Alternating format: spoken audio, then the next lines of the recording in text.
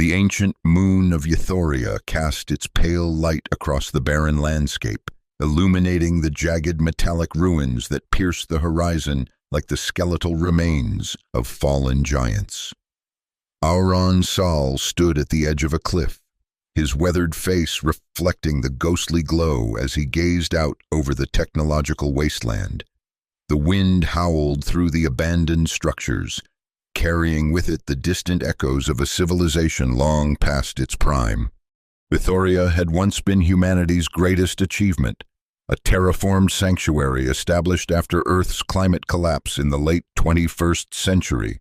Now, centuries later, it had devolved into a peculiar fusion of advanced technology and medieval social structures, where aristocratic families wielded both arcane rituals and quantum computers with equal reverence. Auron adjusted the neural interface at his temple, a remnant of his days as a psychic soldier in the Boundary Wars.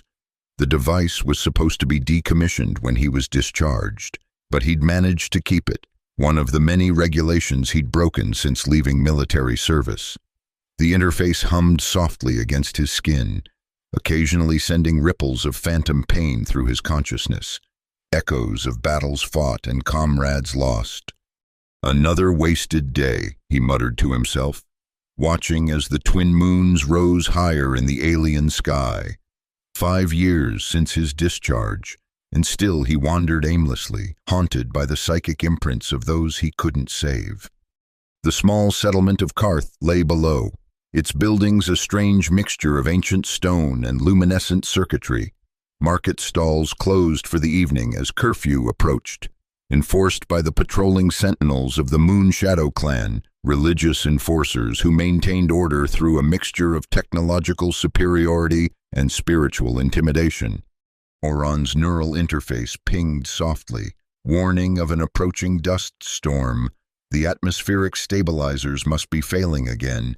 He should seek shelter, but something kept him rooted to the spot, a strange sensation prickling at the edges of his consciousness.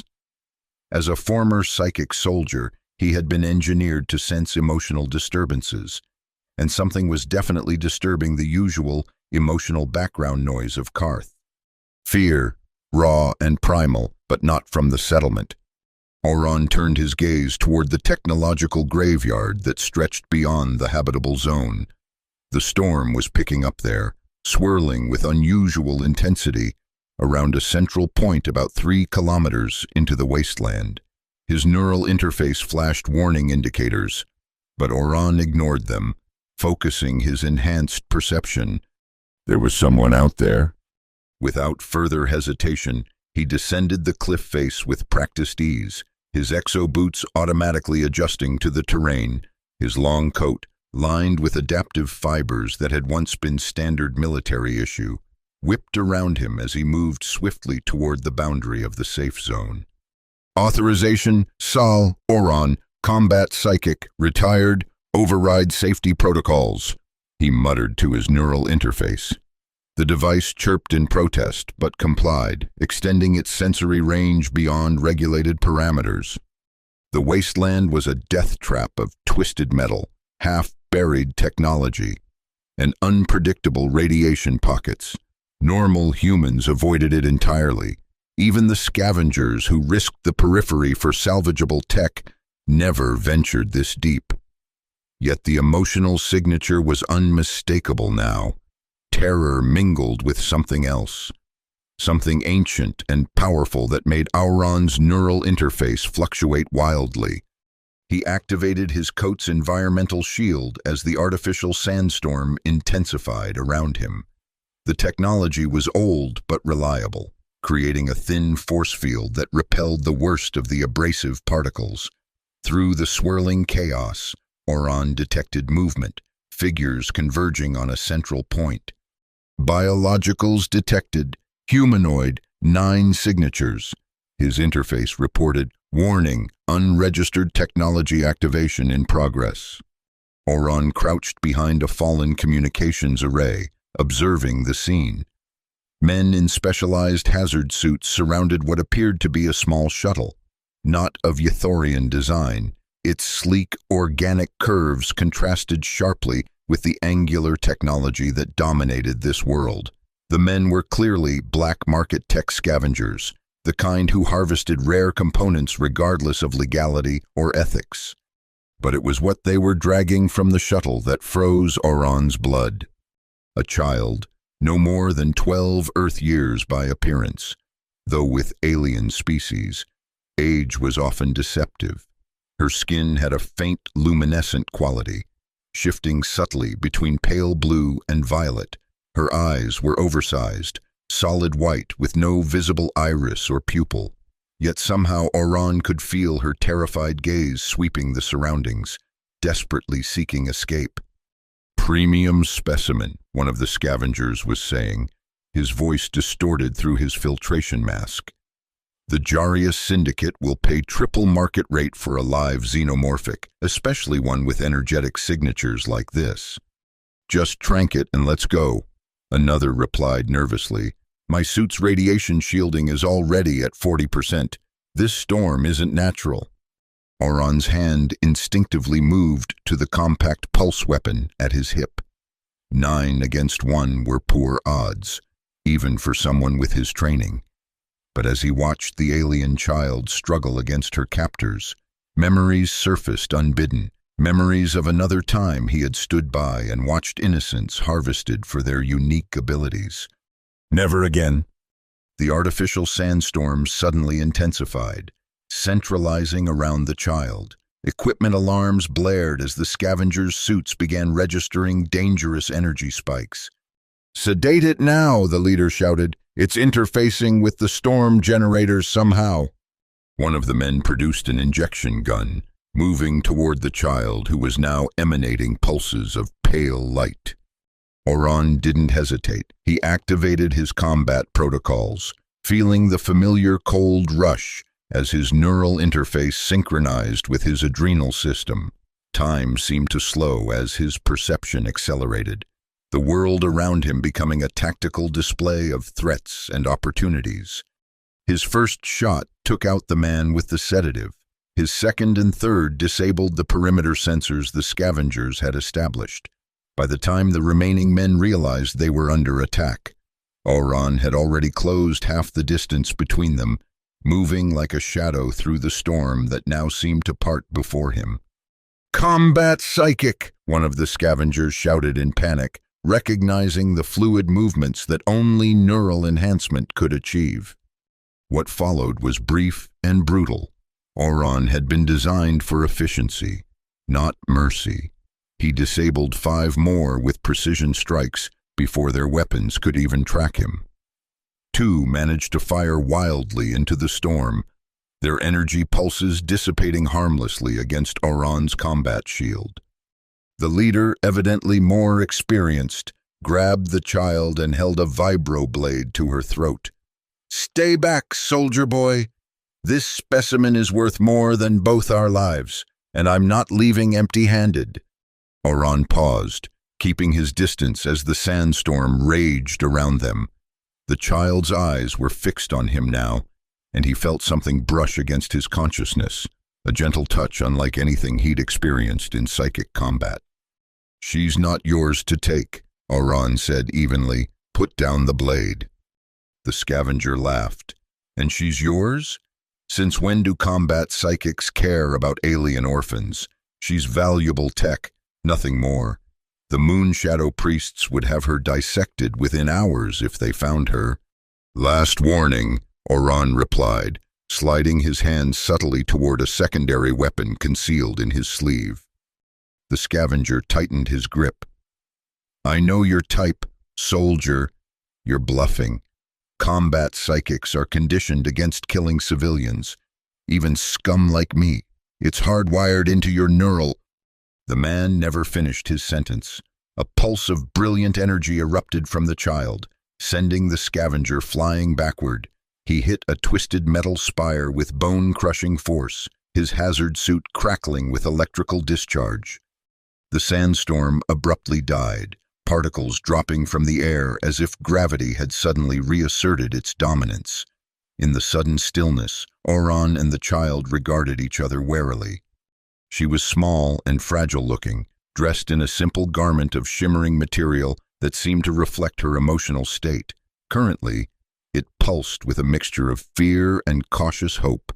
Though alien, her features held a strange familiarity, almost human, yet not quite, as if humanity had been reinterpreted through an alien aesthetic.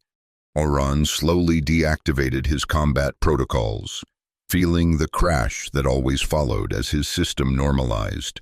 He holstered his weapon and approached cautiously, hands visible. "I won't hurt you," he said, uncertain if she could understand. "Do you speak Withorian? Earth common?" The child tilted her head, studying him with those unsettling white eyes. Then, to Orphan's surprise, she reached out and touched his neural interface. A jolt of energy passed between them, and suddenly his mind was flooded with images: a destroyed homeworld, a desperate escape, years of drifting through space in stasis, loneliness, fear, hope.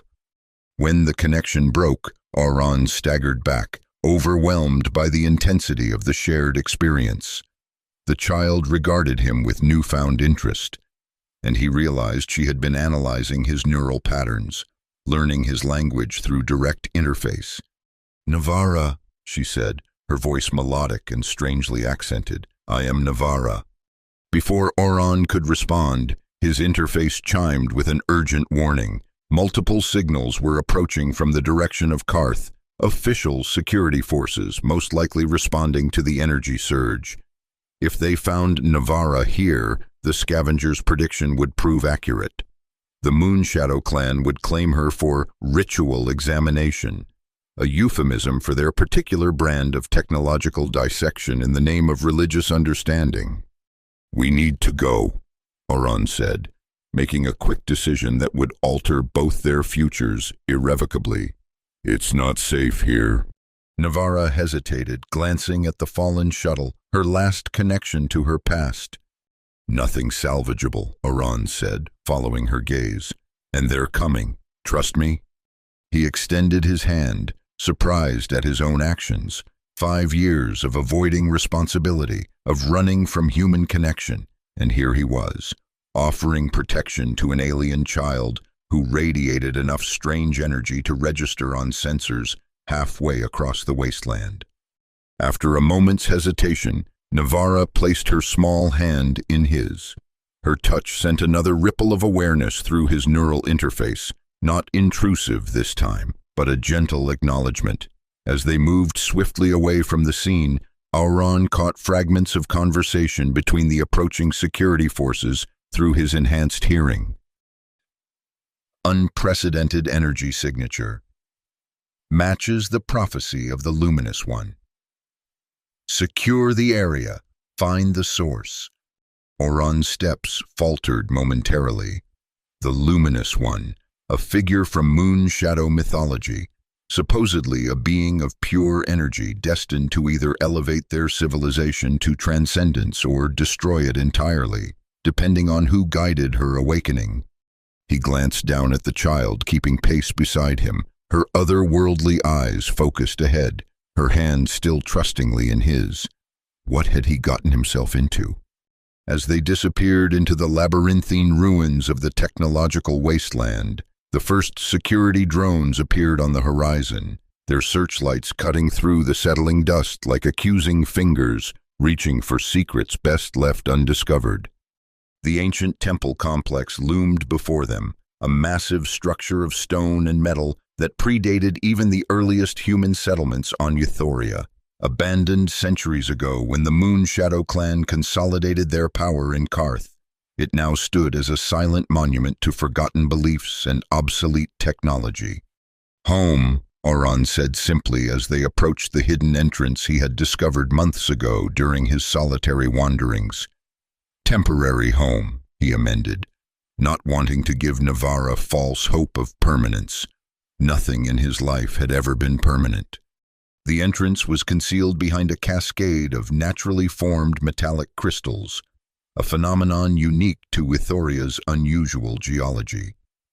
Orphan guided Navara through the narrow passage, activating low-level illumination from the power cells he had installed during previous visits. This place had been his occasional refuge, a spot to weather storms, both meteorological and emotional. The interior opened into a vast chamber where ancient technology mingled with temple architecture. Symbols etched into the walls pulsed faintly with residual energy, responding to their presence. Orphan had never been able to decipher their meaning. They predated all known Withorian languages. "You recognize this place?" Orphan asked, noticing how Navara's eyes widened as she took in the surroundings. "Not this place," she replied, her voice becoming more natural as she adapted to his language. "But these symbols, they share roots with my people's ancient script. This was a sanctuary." She approached one of the walls, placing her palm against a complex geometric pattern. The symbols around her hand illuminated more brightly, responding to her touch in a way they never had to Orphan's. "Sanctuary for what?" he asked, suddenly wary. Had he inadvertently brought her to some sort of alien stronghold? Navara turned to him, her expression solemn beyond her apparent years. "For those like me, the Lightbringers, my people visited many worlds long ago, before the great darkness came." Orphan's neural interface struggled to categorize the information flooding through it, emotional imprints too complex and alien for his human-designed system to process. He deactivated it with a mental command, preferring to rely on his natural senses for now. "You should rest," he said, avoiding the deeper implications of her words. "I need to secure the perimeter and retrieve some supplies." He showed her to a small alcove where he had established basic living quarters, a sleeping pallet, storage containers of preserved food, and a water purification system tapped into an underground spring. It wasn't much, but it had served him well during his intermittent stays. "Will they find us?" Navara asked, her luminescence dimming slightly with what Orphan interpreted as concern. "Not easily," he assured her. "This place has natural properties that disrupt scanning technology. It's why I chose it." What he didn't mention was that those same properties had also soothed his psychically scarred mind, dampening the phantom impressions of dead comrades that haunted his consciousness. Something about the ancient sanctuary interfered with both technological and psychic wavelengths. "Rest," he repeated. "I'll be back soon." As Orphan made his way back through the hidden entrance, he fought against the rising tide of doubt threatening to overwhelm him. What was he doing? He was barely capable of taking care of himself, let alone a child. An alien child with mysterious powers that had apparently caught the attention of the most powerful religious faction on Withoria. The sensible thing would be to disappear, to leave her here in this sanctuary that seemed designed for her kind, to return to his solitary existence. She would be found eventually, but it wouldn't be his problem. He had enough ghosts haunting his dreams without adding another. Yet even as these thoughts crossed his mind, Orphan found himself methodically planning supply routes, security measures, and potential evacuation points. His military training kicked in automatically, mapping out contingencies and fail-safes. He made his way cautiously toward a cache of equipment he maintained near the settlement's edge, avoiding the increased security patrols now sweeping the area. The Moon Shadow clan had deployed their elite lunar sentinels, identifiable by their distinctive silver exoskeletons and ritual face markings. As he retrieved emergency rations and medical supplies from his hidden cache, Orphan's neural interface picked up fragments of nearby communications. "Energy signature unlike anything in our records. High Priestess Velari has ordered a full ritual response. The prophecy speaks of a child of light who will awaken the sleeping temples." The name sent a chill through Orphan. Velari. Once, that name had meant something very different to him. Now, she was the rising star of the Moon Shadow clan, rumored to be the youngest high priestess in generations. renowned for her zealous enforcement of clan doctrine and her particular interest in the integration of ancient technology with religious ritual. If Vailari was personally involved in the search, the situation was even more dangerous than he had initially assessed. She was not only formidable in her own right, but also possessed resources and influence that extended far beyond Karth. As Orphan prepared to return to the sanctuary, a familiar voice called out from the shadows. "Still living like a ghost, I see." Orphan turned, hand instinctively moving to his weapon before recognizing the figure emerging from behind a defunct atmospheric regulator. "Darius," he acknowledged, relaxing slightly but not completely. "Thought you'd be off-world by now." Darius smiled, the expression not quite reaching his eyes. Once Auron's squad mate in the Boundary Wars, he had transitioned more successfully to civilian life, establishing himself as an information broker and technology dealer with connections throughout Withoria's settlements.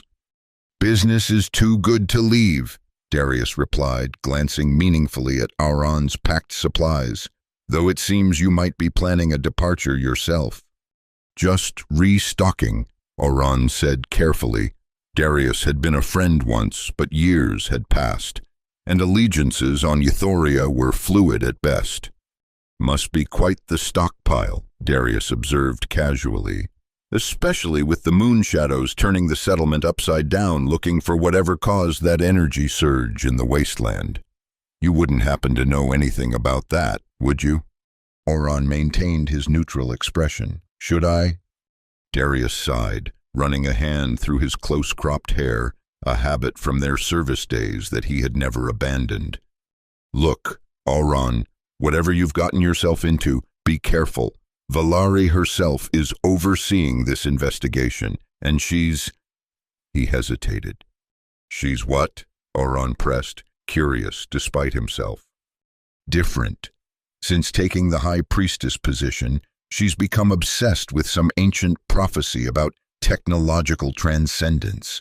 She's been pushing the boundaries of the old rituals, incorporating elements that have some of the elder priests concerned." Orphan absorbed this information silently. Vailari had always been ambitious, even before they had gone their separate ways. It seemed the years had only intensified that quality. "Thanks for the warning," he said finally, preparing to leave. Darius reached out, gripping his arm. "One more thing. There are rumors about what they found out there. Some say it was a child with strange abilities. If that's true, and if you know anything about it—" He paused, looking directly into Orphan's eyes. "The moon shadows believe this child is the fulfillment of their prophecy. They will never stop looking." Orphan carefully removed Darius's hand from his arm. "I'll keep that in mind." As he slipped away into the night, Orphan tried to ignore the growing weight of responsibility settling on his shoulders. He had spent 5 years avoiding entanglements, relationships, anything that might lead to more loss, more failure. Yet here he was, rushing back to an alien child who somehow awakened both his protective instincts and his deepest fears. When he returned to the sanctuary, he found Navara not resting as he had instructed, but standing in the center of the main chamber, her arms outstretched as pale light emanated from her fingertips, connecting to various symbols around the room. The ancient markings glowed in response, creating a complex network of illuminated patterns across the ceiling and walls. "What are you doing?" Orphan asked, alarmed at the display that was surely detectable to any sophisticated scanning technology despite the sanctuary's natural interference. Navara turned to him, her eyes now glowing with the same intensity as the symbols. "Learning, remembering." Her voice had taken on a strange resonance, as if multiple voices spoke through her. "Stop," Orphan said firmly, dropping his supplies and moving toward her. "You're going to draw attention to us." But as he approached, an invisible barrier stopped him, not a force field as he initially thought, but a wall of psychic resistance that his neural interface interpreted as solid matter. "Navara," he said more gently, "please, it's not safe." The light dimmed slightly, and the child's expression shifted from otherworldly detachment to confusion, then recognition. The psychic barrier dissipated, and she lowered her arms. "I'm sorry," she said, sounding once again like the child she appeared to be. "The symbols, they called to me. They contain memories, knowledge from my people who came before." Orphan approached cautiously, kneeling before her to meet her gaze. "What kind of knowledge?" Navara's brow furrowed in concentration. "It's fragmented. The sanctuary is very old, and much has been lost. But it speaks of a time when my people helped yours, taught them how to harness energy, how to heal the sick, how to travel between stars." Orphan absorbed this information with growing unease. If what she said was true, it contradicted everything the Moonshadow clan taught about Euthoria's history, that humanity had developed these technologies independently, guided only by the mystical connection to the twin moons. "Did you learn anything about why they left, or about what you are?" Navara shook her head. "Only fragments. There was a conflict, a division among my people about how much to share with humans. Some feared your species wasn't ready for certain knowledge." She looked around at the now dormant symbols. "I need more time to understand it all." Orphan nodded, making a decision. "You'll have time, but we need to be careful. There are people looking for you, powerful people who have their own ideas about what you are and what you should be used for." "The ones who follow the moons," Navara said with surprising awareness. "I saw them in your memories when we connected. They believe I am their goddess, reborn." Orphan was taken aback by her directness. "You saw that much from just touching my neural interface?" "Your mind is open to me," she explained simply. "All minds are, but yours especially because of your enhancements. I'm sorry if that frightens you." It did frighten him, more than he wanted to admit. Combat psychics were trained to protect their minds, to create impenetrable mental barriers. If Navara could bypass those defenses so easily— "It's all right," he said, pushing aside his discomfort, "but we need to establish some boundaries, and you need to learn control. If you can sense minds, others with similar abilities might be able to sense you." Navara nodded solemnly. "I will try. On my world, such control comes with maturity. I am still very young by my people's standards." Orphan stood, retrieving the supplies he had dropped. "Then we'll work on it together. For now, let's focus on staying hidden and understanding more about this sanctuary and why it responds to you." As he organized their meager provisions, Orphan couldn't help but wonder what he had committed himself to. He was no mentor, no guardian, just a broken soldier with too many regrets. Yet somehow, this child had entrusted herself to him, believing he could protect her from forces he barely understood himself. One thing was certain: if Vailari and the Moonshadow clan discovered Navara's existence and her connection to the ancient sanctuaries, they would stop at nothing to claim her for their own purposes. And despite everything, despite all his instincts for self-preservation, Orphan knew he would not, could not let that happen. As night deepened over Euthoria, in the heart of Karth, High Priestess Vailari stood before the ancestral moon pool, its silvery liquid surface reflecting the constellations above through an open ceiling. Her ceremonial robes, embedded with circuits that pulsed in rhythm with her heartbeat, swept the ground as she circled the pool in the ritual pattern of communion. "The signs are unmistakable," she addressed the council of elders who watched from the shadows of the circular chamber. "The energy signature matches the ancient texts. The luminous one has returned." Elder Morvath, his face marked with the sacred lunar scarification that denoted his 50 years of service, stepped forward. "You've said this before, Vailari. 3 false alarms in the past year alone. The council grows weary of these enthusiastic interpretations." Vailari's eyes flashed dangerously. the neural implants at her temples glowing in response to her agitation. Unlike most moon shadow priests who limited their technological augmentations to ceremonial purposes, Valari had embraced enhancement with a fervor that disturbed the more conservative elements of their order. "This is different," she insisted, gesturing to the holographic data floating above the moon pool.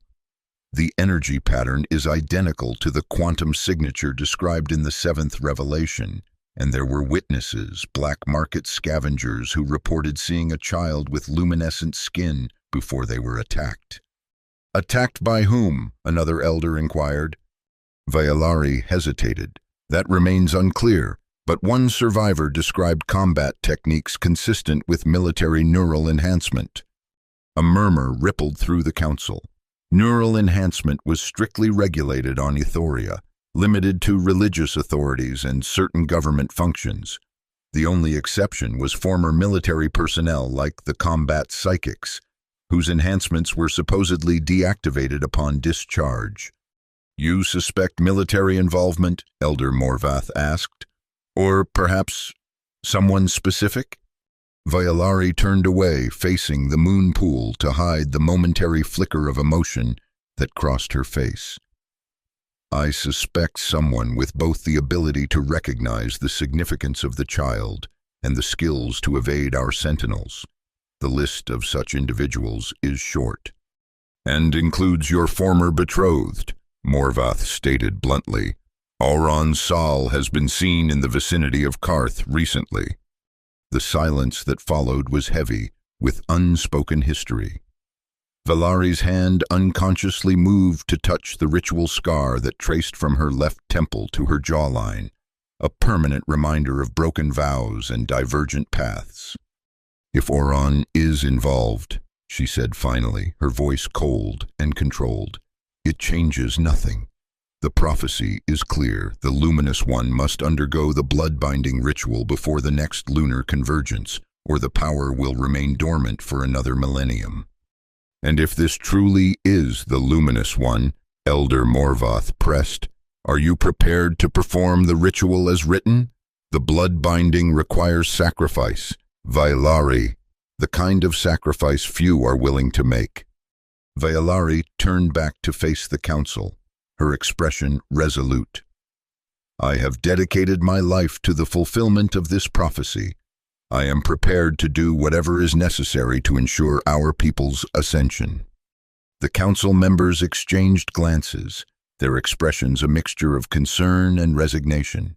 Valari had risen to her position through a combination of brilliant interpretation of ancient texts, political maneuvering, and undeniable charisma.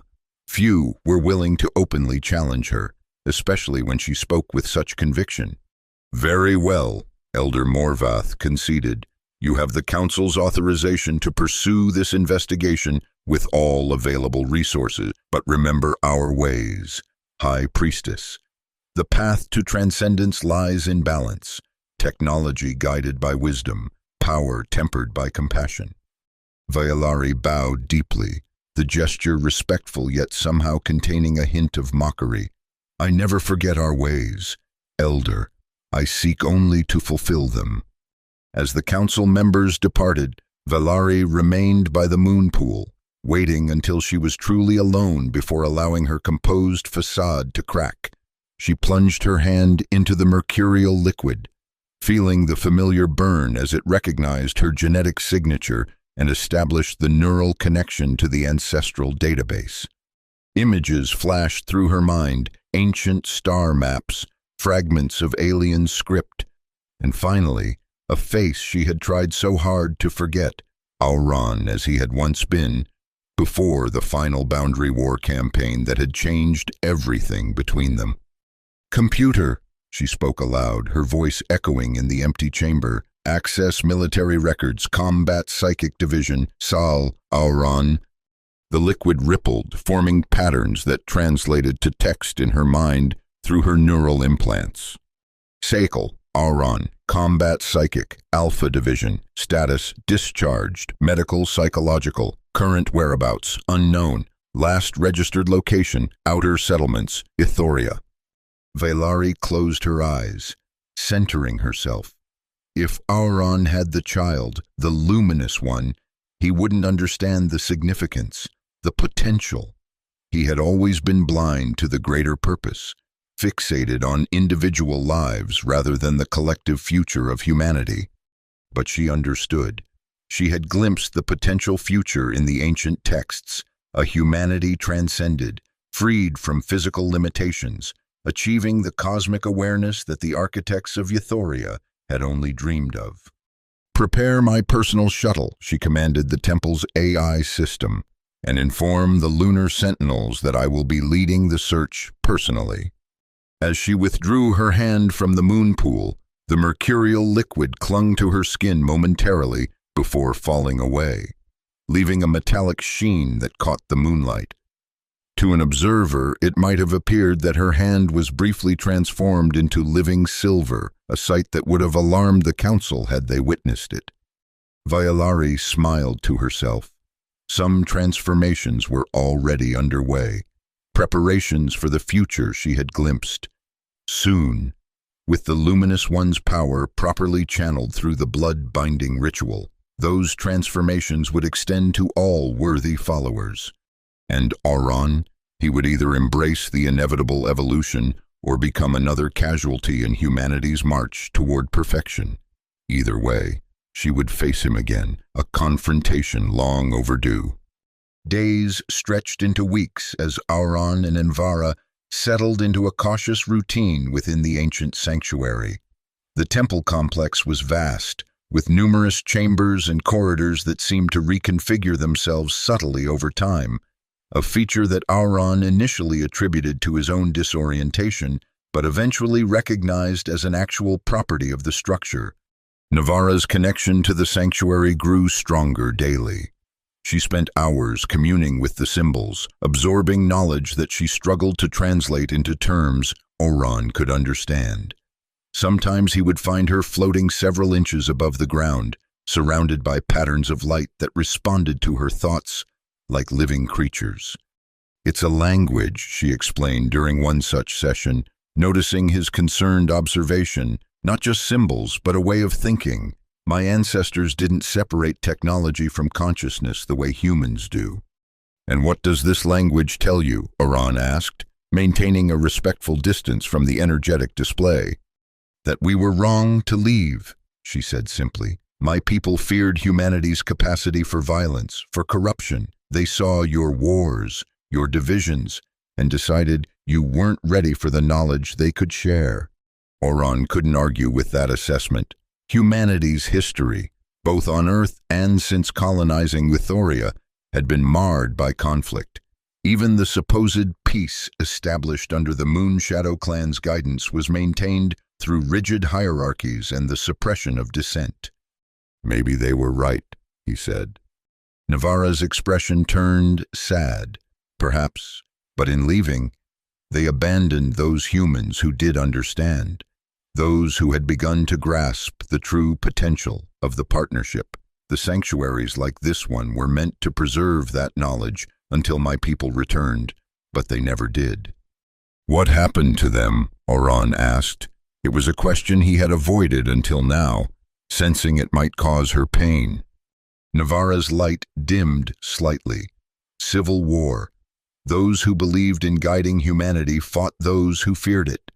The conflict spread across our networks, corrupting the very essence of our civilization. My world died. A few of us escaped, sent to different systems in stasis pods. I was asleep for a very long time. Auron moved closer, feeling an unexpected surge of protectiveness. "I'm sorry." She smiled at him, her alien features now familiar and dear to him in a way he hadn't anticipated. "Don't be. I've found purpose here. The sanctuary responds to me because I'm meant to reawaken its knowledge, to finish what my ancestors started." "And what exactly did they start?" Auron asked, unable to keep the wariness from his voice.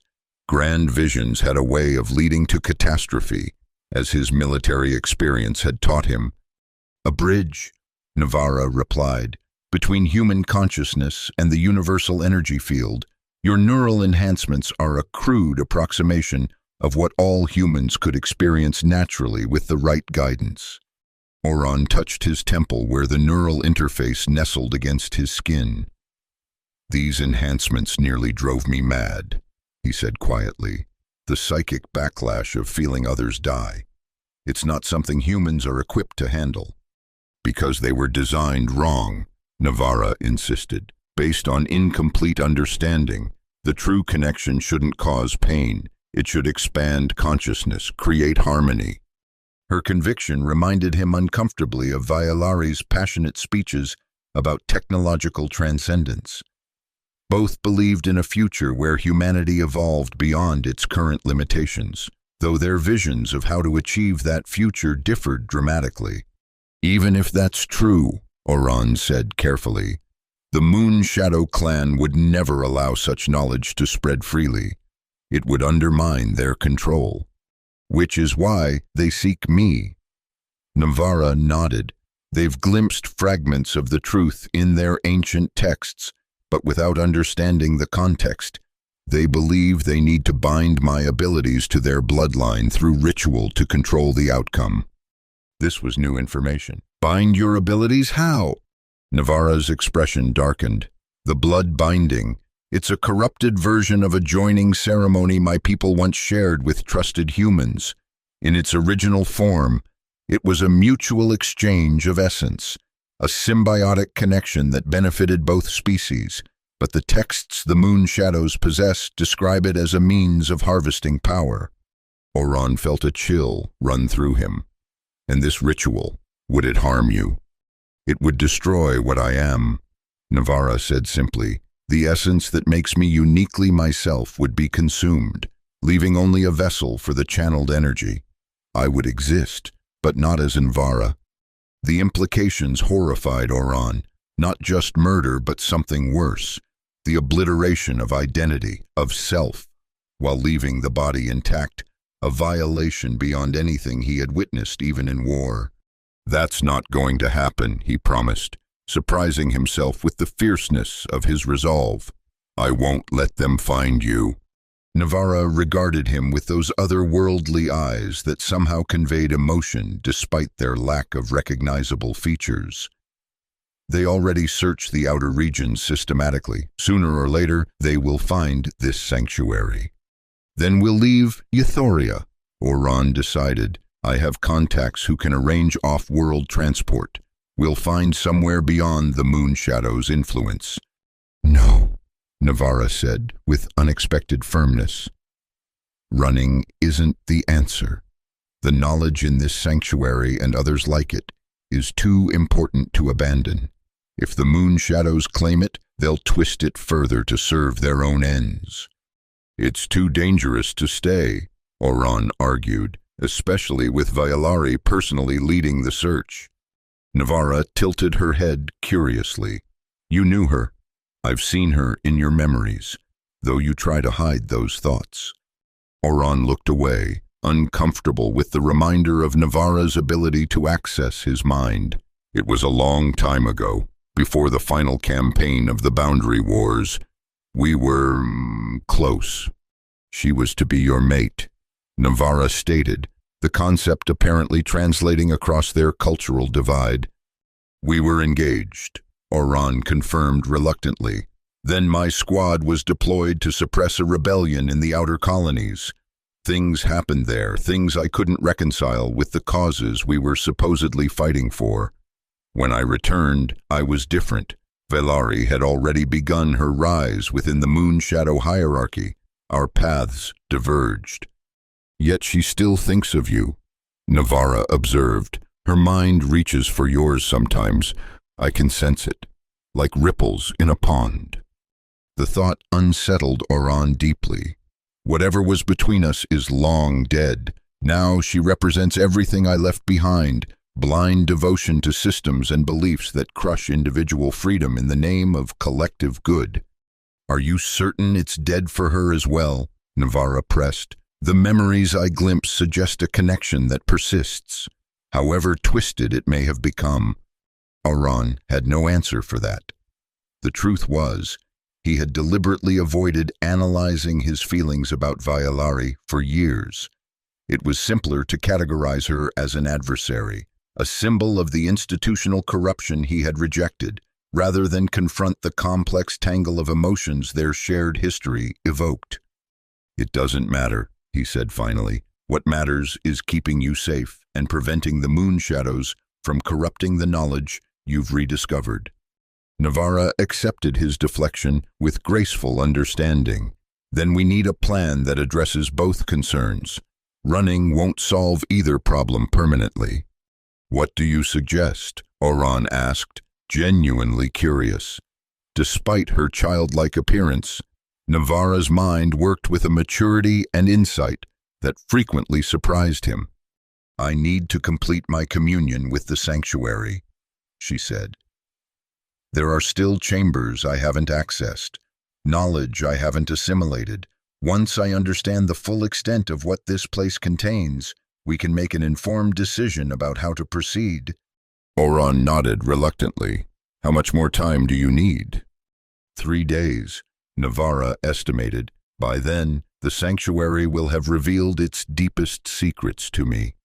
3 days, Auron agreed. "Then we decide our next move, together." As Navarra returned to her communion with the ancient symbols, Auron retreated to the sanctuary's entrance, checking the security measures he had established. So far, the moon shadow search parties had focused on the settlements and the more accessible regions of the wasteland, but as Navarra had predicted, they were expanding their search methodically, and it was only a matter of time before they discovered the hidden sanctuary. What troubled him most was the uncertainty of their future. Even if they evaded capture, where could Navarra truly belong?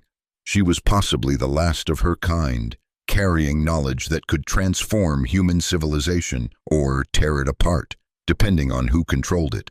The weight of that responsibility seemed too great for either of them to bear alone. Yet as he watched her communing with the ancient knowledge, her form outlined in gentle luminescence, Auron realized that somewhere along the way, his initial reluctant protection had transformed into something deeper. He had found purpose again, not in a cause or an institution, but in safeguarding this remarkable being who trusted him despite knowing his failures. Whatever came next, he would not abandon that purpose. Not this time. On the morning of the 3rd day, Auron awoke to an unusual silence. Normally, the sanctuary hummed with a subtle energy, especially when Navarra was communing with its systems.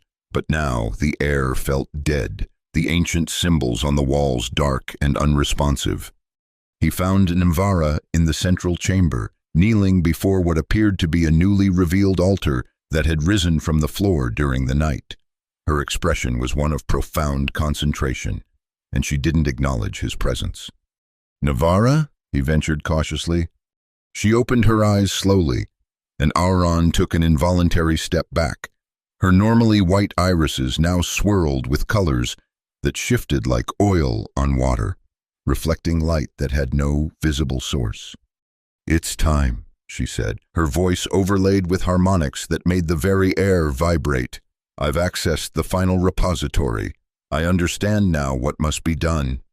"What do you mean?" Auron asked, alarmed by her transformation. "What must be done?" Navarra rose gracefully, approaching him with movements that seemed too fluid to be entirely physical. The sanctuaries were never meant to be passive repositories of knowledge. They are nodes in a network designed to counterbalance the technological development of humanity with spiritual awareness. She gestured, and the altar began to glow, projecting a 3-dimensional map of Euphoria. Dozens of points illuminated across the landscape, many in regions Auron recognized as dead zones where technology mysteriously malfunctioned. "Each light represents a sanctuary," Navarra explained. "Most have been dormant for centuries, but they can be reactivated by one with the proper resonance signature." "By you," Auron realized. "Yes, when fully awakened, The network will offer an alternative to the moon shadow's corrupted understanding, a direct connection to the universal consciousness without the need for their rituals or hierarchies. The implications were staggering. If what Navarra described was accurate, it would completely undermine the religious and political foundations of Ithorian society, foundations that, for all their flaws, maintained a fragile stability on a world that had known too much chaos in its history. "You're talking about revolution," Orphan said, troubled. "Evolution," Navarra corrected gently. "A return to the partnership my ancestors intended before fear drove them away. Humans have the capacity for this connection naturally. Your neural enhancements prove that. But the connection should be voluntary, not imposed or controlled by an elite few." Orphan couldn't argue with her underlying premise, the rigid stratification of Ithorian society, with the Moon Shadow clan dictating acceptable uses of technology and knowledge, had always struck him as fundamentally unjust, yet rapid change brought its own dangers. "Even if this network could be activated," he said, "the Moon Shadows won't simply stand aside. They'll perceive it as a direct threat to their authority."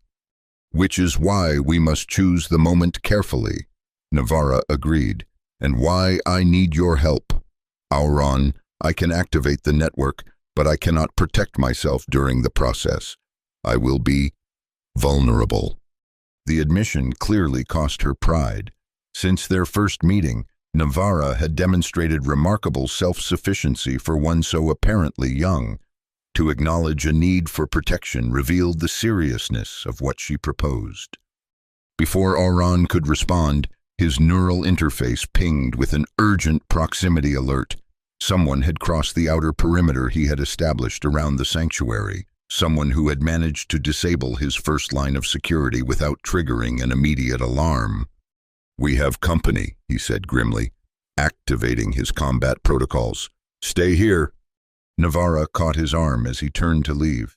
"Be careful. There's something different about this presence, familiar, yet distorted." Orphan moved silently through the sanctuary's corridors, his neural enhancement amplifying his senses. The intruder was good, professional-level good, moving with practiced stealth that suggested military or specialized training. Near the hidden entrance, Orphan pressed himself against a wall, waiting as soft footsteps approached. A figure slipped through the crystal cascade, backlit by the rising sun so that only their silhouette was visible. But it was a silhouette Orphan recognized instantly. "Hello, Orphan," Vailari said, stepping fully into the sanctuary. "It's been a long time." She was alone, which surprised him. The High Priestess of the Moon Shadow clan typically traveled with an entourage of lunar sentinels. Yet here she stood, dressed not in ceremonial robes, but in practical expedition gear, her only concession to her status being the silver circlet that housed her neural enhancement technology. "Vailari," Orphan acknowledged, not lowering his guard. "How did you find this place?" A sad smile curved her lips. "Did you forget who taught you about the resonance properties of these ruins in the first place? Before they were sanctuaries, they were my research subjects." It was true. Before her elevation within the Moon Shadow hierarchy, Vailari had been a brilliant archaeotechnologist, specializing in pre-colonial artifacts. Her subsequent religious fervor had always seemed at odds with her scientific background, a contradiction Orphan had never fully reconciled. "You came alone," he observed. "No backup, no sentinels. Why?" Vailari moved further into the chamber, her eyes taking in the activated symbols with professional interest. "Because some conversations should remain private, and because I wanted to see for myself if the rumors were true." "What rumors?" "That Orphan Sal, the man who walked away from everything and everyone who ever mattered to him, had finally found something worth fighting for again." Her gaze sharpened, or should I say, someone. The way she emphasized the word made Orphan's blood run cold. "I don't know what you're talking about." Please, Valari sighed.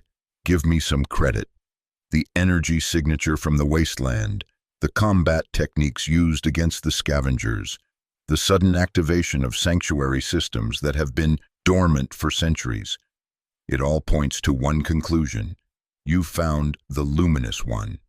Orphan maintained his neutral expression, neither confirming nor denying. And if such a being existed, what would the moon shadows want with them? To fulfill the prophecy, of course, Valari replied, as if it were obvious. To guide humanity to its next evolutionary stage. Isn't that what we both always wanted? A world beyond the limitations of our flawed biology, our tribal conflicts? What I remember, Orphan said carefully, is wanting freedom, justice, not transcendence at any cost. Valari's expression hardened slightly. And look where that idealism led you. Discharged, wandering, alone, while you rose through the ranks. Orphan finished for her, became high priestess, found your purpose in ancient texts and rituals. I'm happy for you, Valari, truly, but it's not my path. It could be, she said, taking a step closer. It could be again. The Council respects your military experience, your psychic abilities. With the proper reintegration rituals, you could take a place of honor among us. Orphan almost laughed at the absurdity of it. You think that's why I left? Because I wasn't offered a prestigious enough position? I think you left because you were damaged, Valari said bluntly. The final campaign broke something in you, something I couldn't fix, though I tried. But now there's a chance to repair that damage. The Luminous One has healing abilities beyond our comprehension. The calculation behind her offer was transparent. Valari wasn't offering reconciliation out of lingering affection. She was offering a transaction. His cooperation in exchange for healing he didn't even want. I'm not broken, Valari, he said quietly. Just different from who I was. From who you wanted me to be. Her eyes flashed with genuine anger now. And who exactly are you now?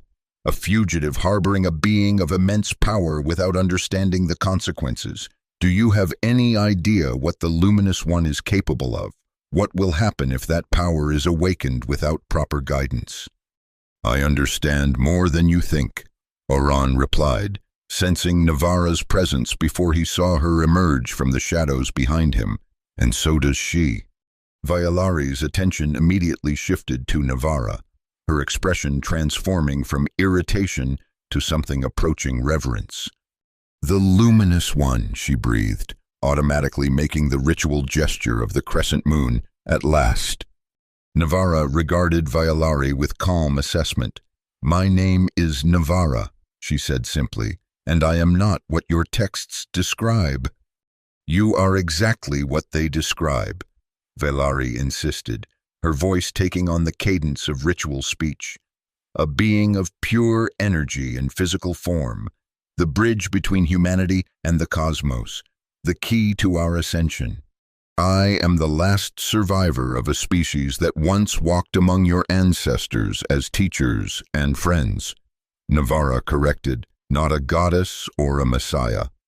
Valari seemed undeterred by this clarification. The distinction is meaningless. What matters is your capacity to fulfill the prophecy. She turned back to Orphan. Don't you see? This is bigger than old grudges, bigger than politics. This is the future of our entire species. A future that requires the blood-binding ritual, Orphan stated flatly. A ritual that would destroy Navara's consciousness while preserving her abilities for your use. Valari's expression flickered with surprise before smoothing into practiced neutrality. The ancient texts are subject to interpretation. The blood binding is a sacred communion, a joining of essences. It is spiritual murder, Navara said quietly. A corruption of the original connection ritual my people shared with yours. I've seen the true ceremony in the sanctuary's records. What your clan practices is a perversion designed to harvest power rather than share it." For a moment, Vailari seemed genuinely taken aback. Then her features hardened into resolve. "These sanctuaries have been abandoned for millennia. Whatever records they contain are fragmentary at best. The Moonshadow clan has preserved the rituals in their proper form through countless generations. Or altered them to consolidate power," Orphan suggested. "It wouldn't be the first time religious authorities reinterpreted texts to serve their own ends." Vailari's hand moved subtly toward a device at her belt. Not a weapon, Orphan noted, but a communication tool. She had claimed to come alone, but that didn't mean reinforcements weren't nearby.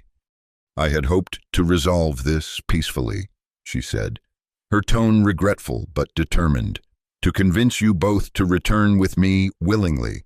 The blood binding is scheduled for the lunar convergence 3 days from now. The Council of Elders has already prepared the temple."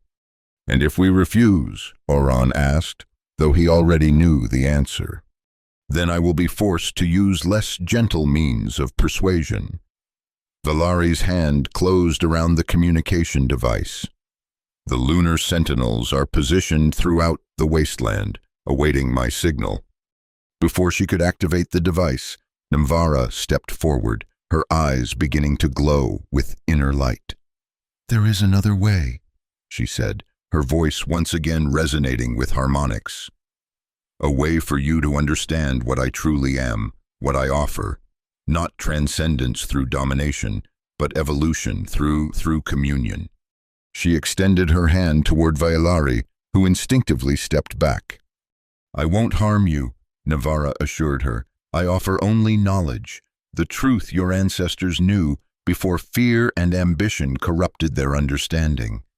Vailari hesitated, caught between ingrained caution and scholarly curiosity. What kind of knowledge?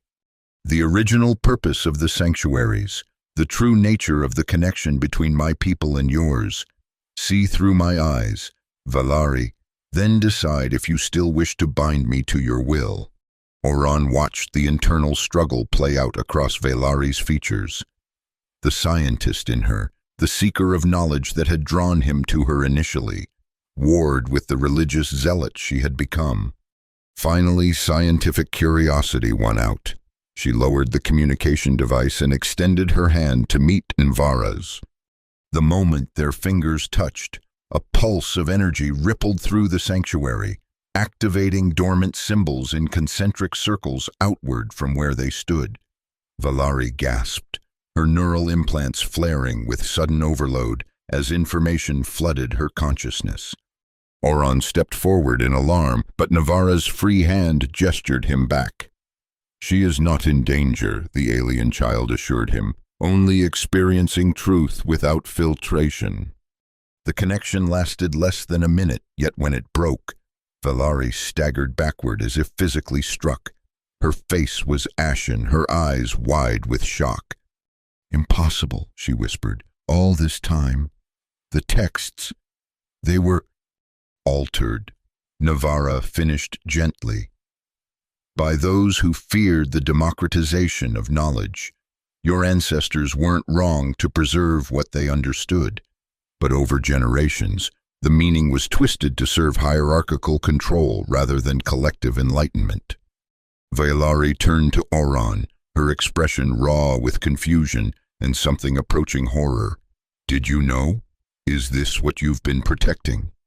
"I'm still learning myself," Orphan admitted, "but I know enough to recognize that the blood-binding ritual, as practiced by the moon shadows, would destroy something precious and irreplaceable." Vailari sank to her knees, overwhelmed by the implications of what she had experienced. Her entire life's work, her rise through the religious hierarchy, her devotion to the prophecy, all based on fundamentally corrupted texts. "The Council will never accept this," she said finally. "They're too invested in the current interpretation, too dependent on the power structure it creates." "Then help us find another way," Orphan suggested, cautiously optimistic at her apparent shift in perspective. You have influence, knowledge of the clan's operations. There must be a path forward that doesn't require either Navara's destruction or open conflict. Vailari looked up at him, and for a moment, Auron glimpsed the woman he had once loved, brilliant, determined, willing to challenge conventions for what she believed was right. "The network," she said suddenly, her scientific mind already processing possibilities. "The sanctuary network Envara showed me, if it could be partially activated, demonstrated to the Council as proof." "It would be dangerous," Navara cautioned. "The network was designed to awaken gradually, allowing human consciousness to adapt. A sudden activation might overwhelm unprepared minds. But a controlled demonstration, limited to one additional sanctuary," Vailari pressed, "one with historical significance to the moon shadows. If the Council could witness the true purpose firsthand." Auron exchanged a glance with Navara, seeing the calculation in her otherworldly eyes. It was a risk, but potentially one worth taking if it could avoid the coming confrontation. "The Temple of First Light," Vailari continued, enthusiasm growing in her voice. "It's where the original moon shadow rituals were established. If we could show the Council the true history there, at the source of their own traditions, it would undermine their authority," Auron pointed out. "They might resist even more fiercely. Or it might split them," Vailari countered. "There are progressive elements within the Council, elders who have questioned the more extreme interpretations for years but lacked evidence to challenge them, with proof from the original temple." Her strategizing was interrupted by a sudden alarm from her communication device. She glanced at it, her expression shifting from hope to urgency. "The Sentinels are reporting unusual energy readings from this location," she said grimly. "They're converging on the sanctuary, bypassing my command authority. Someone on the Council must have grown suspicious of my solo expedition." "How much time do we have?" Auron asked, already moving to gather essential supplies. "Minutes, at most," Vailari replied, making a quick decision. "There's a maintenance tunnel beneath the sanctuary, part of the original cooling system for the ancient technology. It leads to a secondary exit 2 kilometers east. I can delay the Sentinels, create a distraction while you both escape." Auron paused, surprised by her offer. "Why would you help us?" Vailari met his gaze directly. "Because what Navara showed me cannot be unseen, and because despite everything that's happened between us, Auron, I never wanted to be your enemy." The sincerity in her voice stirred memories Auron had long suppressed, moments of connection before ideology and trauma had driven them apart. But there was no time to dwell on the past now. "The maintenance tunnel," he nodded. "How do we access it?" Vailari approached one of the walls covered in ancient symbols, pressing a specific sequence that caused a section of the floor to slide away, revealing a narrow passage downward. "The Temple of First Light lies in the northern reaches," she told them quickly. "I'll meet you there in 2 days, if I can evade suspicion. If not—" She hesitated. "Proceed without me. The truth is more important than any one person." Navara stepped forward, touching Vailari's hand once more, not initiating a full connection this time, but a brief contact that left a small, glowing symbol on the priestess's palm. "For protection," Navara explained, "and to help you find us if paths diverge." Vailari stared at the symbol in wonder before closing her hand around it. "Thank you." She turned to Auron. "Go now. I'll buy you as much time as I can." As Auron guided Navara toward the hidden passage, Vailari caught his arm for a final moment. "The path you chose," she said quietly. "After the war, it wasn't wrong, just different from mine. I see that now." Before Auron could respond, the sound of approaching sentinels reached them. Vailari straightened, assuming the authoritative posture of the High Priestess once more. "Go," she insisted, "and Auron, take care of her. She is more precious than either of us realized." With that, She turned away, moving toward the sanctuary's entrance to confront the approaching forces, her steps measured and confident despite the danger she faced. Orphan led Navarra into the passage, the floor sealing behind them as they descended into darkness. The maintenance tunnel was narrow and ancient, its walls lined with dormant technology that occasionally flickered to life as Navarra passed, responding to her presence. "Do you trust her?" Navarra asked as they navigated the dark corridor, her natural luminescence providing just enough light to see by. "I'm not sure," Orphan admitted. "The Vailari I knew was passionate, brilliant, and utterly committed to her beliefs. If what you showed her genuinely changed her perspective." He shrugged. "It's possible, but we should prepare for all contingencies." "She still cares for you," Navarra observed. That much was clear in her mind. Orphan didn't respond to that, focusing instead on the path ahead.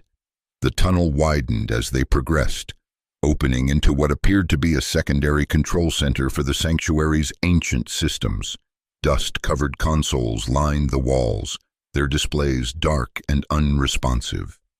"This was where my people monitored the network," Navarra said, trailing her fingers along one of the consoles. It hummed to life at her touch, displays illuminating with incomprehensible symbols. From here, they could observe humanity's development, intervene when necessary with guidance. "And eventually decided we weren't worth the trouble," Orphan noted with a hint of bitterness. "No," Navarra corrected him gently. "They decided they had intervened too much, become too invested in outcomes. The division among my people wasn't about humanity's worth, but about whether imposed guidance was better than natural evolution, even if that evolution included painful mistakes." The parallel to their current situation wasn't lost on Orphan. The Moonshadow clan sought to impose their vision of progress, while Navarra offered a path of individual choice and natural development. "At the Temple of First Light," he asked, "what exactly do you intend to show the Council?" Navarra's expression grew solemn. "The truth of their origins. The Moonshadow clan began as a genuine partnership between humans and my people, a collaborative effort to develop human psychic potential. The blood-binding ritual was originally a ceremony of mutual enhancement, where both participants emerged stronger, their consciousness expanded. What changed? Fear, Navarra said simply. When my people announced their departure, certain human factions sought to preserve their access to our abilities by force. They modified the ritual to capture rather than commune, to take rather than share. It was this perversion that accelerated my people's decision to leave. They continued through the tunnel in thoughtful silence, eventually reaching a vertical shaft with ancient handholds leading upward. As they climbed, Orphan's neural interface detected the diminishing presence of the lunar sentinels above. They had focused their search on the sanctuary itself, unaware of the escape route below. Emerging carefully from a hidden exit disguised as a natural rock formation, Orphan surveyed their surroundings. They were in a less frequented part of the technological wasteland, the horizon empty of immediate threats. But the journey to the northern reaches would be challenging, crossing multiple security zones and environmental hazards. We should move quickly, he said. If Vailari's distraction fails, they'll expand their search parameters. As they set off across the barren landscape, Orphan couldn't help wondering if they were walking into an even greater danger. The Temple of First Light was one of the Moonshadow's most sacred sites, likely heavily guarded even without the current alert status. Yet something in Vailari's transformation gave him hope. If she could change her perspective after years of dedicated belief, perhaps others could too. Perhaps the cycle of control and resistance that had defined Withorian society for generations could finally be broken. For the first time since leaving military service, Orphan found himself contemplating a future beyond mere survival, a future where the knowledge Navarra carried might heal not just individual wounds, but the fractured society they inhabited. It was a dangerous hope, but as he watched Navara navigate the wasteland with growing confidence, her luminescence occasionally flaring in response to hidden technology beneath the sand, he realized it was a hope he was willing to fight for. The Temple of First Light loomed against the crimson sunset, its ancient spires reaching toward the emerging stars like supplicating fingers. Unlike the sanctuary Orphan and Navara had left behind, this structure made no attempt to hide its presence or purpose. It dominated the landscape, a monument to the Moonshadow clan's power and history. They observed from a concealed position in the rocky outcroppings half a kilometer away, having arrived ahead of schedule after 2 days of careful travel through the wasteland. There had been no sign of pursuit, which either meant Vaylari had successfully diverted attention or that a more elaborate trap awaited them. The security is formidable, Orphan noted, using his neural interface to scan the temple's perimeter. Sentinel patrols, automated defense systems, psychic dampening fields. They're not taking any chances. Navara studied the structure with a different kind of awareness, her consciousness reaching beyond physical defenses to the temple's underlying energy patterns. The original sanctuary remains intact beneath the additions, she confirmed. I can sense the connection nodes, but accessing them won't be simple. The Moonshadows have built their temple directly over the control center, either by design or fortunate accident. Which means we need to get inside the most heavily guarded section, Orphan concluded grimly. Without Vaylari's help, that's a suicide mission. They had agreed to wait until nightfall of the second day before attempting entry, giving Vaylari the maximum time to join them as promised. But as the twin moons rose higher in the alien sky, Orphan's hope of her arrival diminished. She may not have been able to escape scrutiny, Navara suggested, sensing his growing concern, or perhaps she was delayed for other reasons. Or she betrayed us, Orphan added, needing to acknowledge the possibility. Her conversion might have been temporary, overwhelmed by years of indoctrination once we were separated. Navara shook her head. The connection we shared was profound. She glimpsed truth that can't be easily dismissed. I believe she will come if she can, as if summoned by their discussion. Orphan's neural interface detected a solitary figure approaching from the east, moving with purpose but taking care to remain in the shadows of the rocky terrain. He focused his enhanced vision, recognizing Vaylari's distinctive movement pattern despite the plain traveler's clothes that had replaced her priestess regalia. She's alone, he confirmed as Navara's expression brightened, and apparently undetected so far. They waited in tense silence as Vaylari navigated the final distance to their position, slipping into the concealed outcropping with practiced stealth. You're later than expected, Orphan greeted her, caution tempering his relief at her arrival. The council has been in continuous session since your escape, Vaylari explained, catching her breath. Elder Morvath suspects my involvement but lacks proof. I couldn't leave without raising alarms. She surveyed their position, assessing the temple security with professional scrutiny. The situation has escalated beyond what I anticipated. The blood-binding ritual has been moved forward. It's scheduled for tonight, at the midnight convergence of the moons. But they don't have Navara, Orphan pointed out. How can they perform the ritual? Vaylari's expression darkened. They've selected a substitute, a young acolyte with unusually strong psychic sensitivity. The girl volunteered, believing it a great honor. She doesn't understand that the ritual will likely kill her without a being of Navara's capabilities to sustain the energy transfer. The news added urgency to their already precarious situation. Not only did they need to access the temple's ancient core to demonstrate the truth of the original connection, but now they also had to prevent an innocent sacrifice. How do we get inside? Orphan asked, focusing on immediate practicalities. Vaylari produced a small device from her pocket, a neural key encoded with her unique signature. This will grant us access through the administrative section. As High Priestess, my movements aren't typically questioned, but will still need to avoid the main ceremonial areas where the council has gathered. She hesitated, then added, "There's something else you should know. The security systems registered Nvara's energy signature at the sanctuary before you escaped. The council now believes without doubt that she is the luminous one from the prophecy. They've activated the ancient defense grid around the temple, technology that hasn't been used in generations." "What kind of defense grid?" Orphan asked sharply.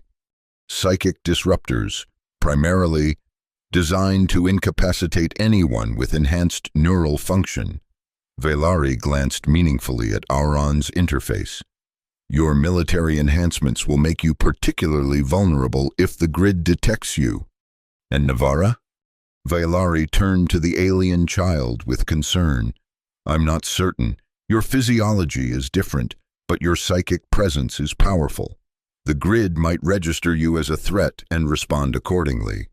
Nvara considered this information calmly.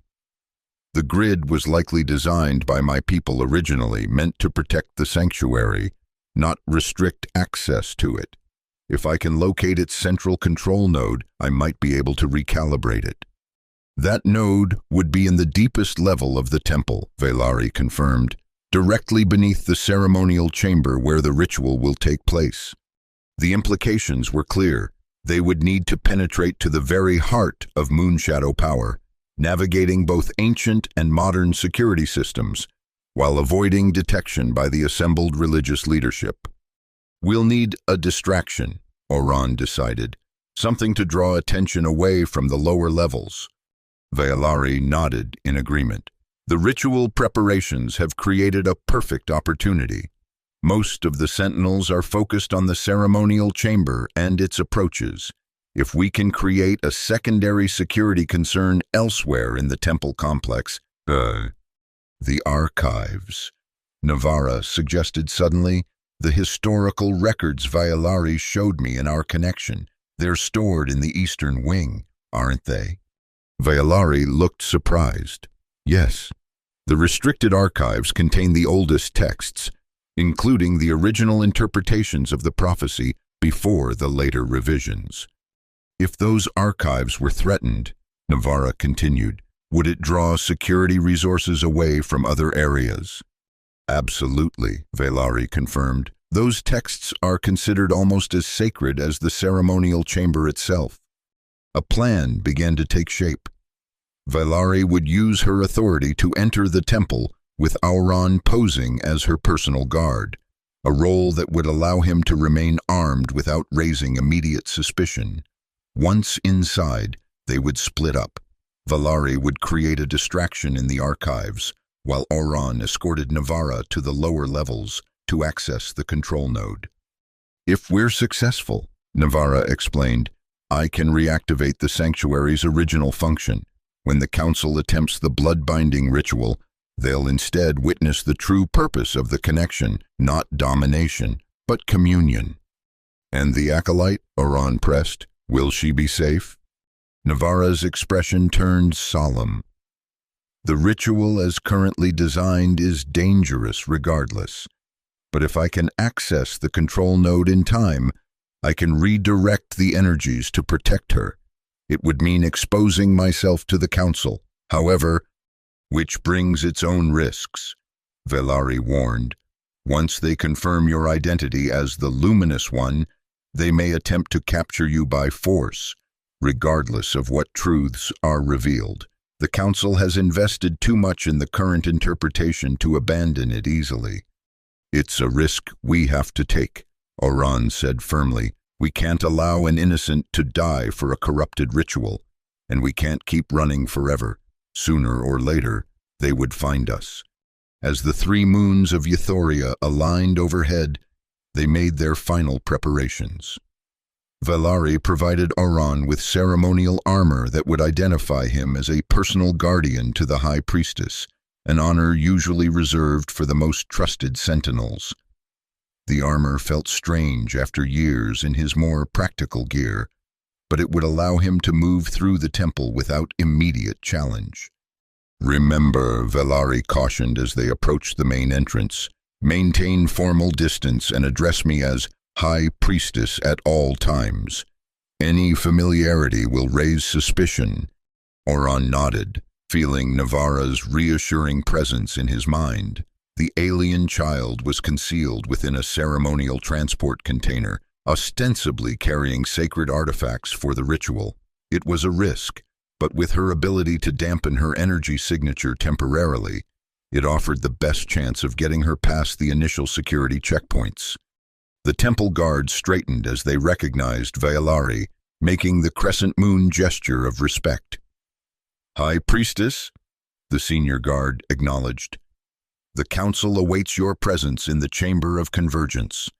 I must first purify myself in the sacred pools, Velari replied with practiced authority, and secure these artifacts in the preparation chamber. My guardian will attend me. The guard hesitated almost imperceptibly, glancing at Orphan. I don't recognize this sentinel, High Priestess. Recently assigned from the Southern Temple, Velari explained smoothly. The council approved the transfer last moon cycle. His psychic sensitivity makes him particularly suited to ceremonial protection. The mention of council approval settled the guards' suspicions, and they were allowed to pass without further questioning. As they moved deeper into the temple complex, Orphan maintained a vigilant watch through both physical observation and his neural interface. The psychic disruptors Velari had mentioned were detectable as subtle pressure against his consciousness, not debilitating yet, but definitely present. The archive section is 2 levels up, Velari murmured as they reached a junction in the corridors. The access to the lower levels is through the preparation chamber adjacent to the main ceremonial space. We should separate here. Orphan nodded, taking the ceremonial container from her. How long can you maintain the distraction? 20 minutes, perhaps 30 before someone recognizes my absence from the ritual preparations. She hesitated, then added, if I don't make it to the ceremonial chamber by the time you've accessed the control node, proceed without me. The truth matters more than any individual. There was a resignation in her voice that troubled Orphan. What aren't you telling me? Velari met his gaze directly. Creating a convincing distraction will require more than simply triggering an alarm. I intend to challenge the authenticity of the revised text directly, accuse the current council of deliberate corruption of the original prophecy. That's suicide, Orphan objected. They'll strip you of your rank immediately, possibly worse. Perhaps, she acknowledged, but it will create the confusion we need, and it will plant seeds of doubt among the younger priests who have questioned the more extreme interpretations.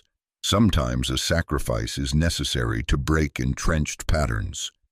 Before Orphan could argue further, Velari reached out, briefly touching his neural interface in a gesture that was once familiar between them, a psychic farewell that carried more emotion than words could express. Take care of her, Orphan, she said simply, and yourself. With that, she turned and moved swiftly toward the archive section, her ceremonial robes flowing behind her like liquid silver in the temple's ethereal lighting. Orphan stood watching her for a moment, conflicting emotions threatening to disrupt his focus. Then he felt a gentle presence in his mind, Navarra, reminding him of their purpose.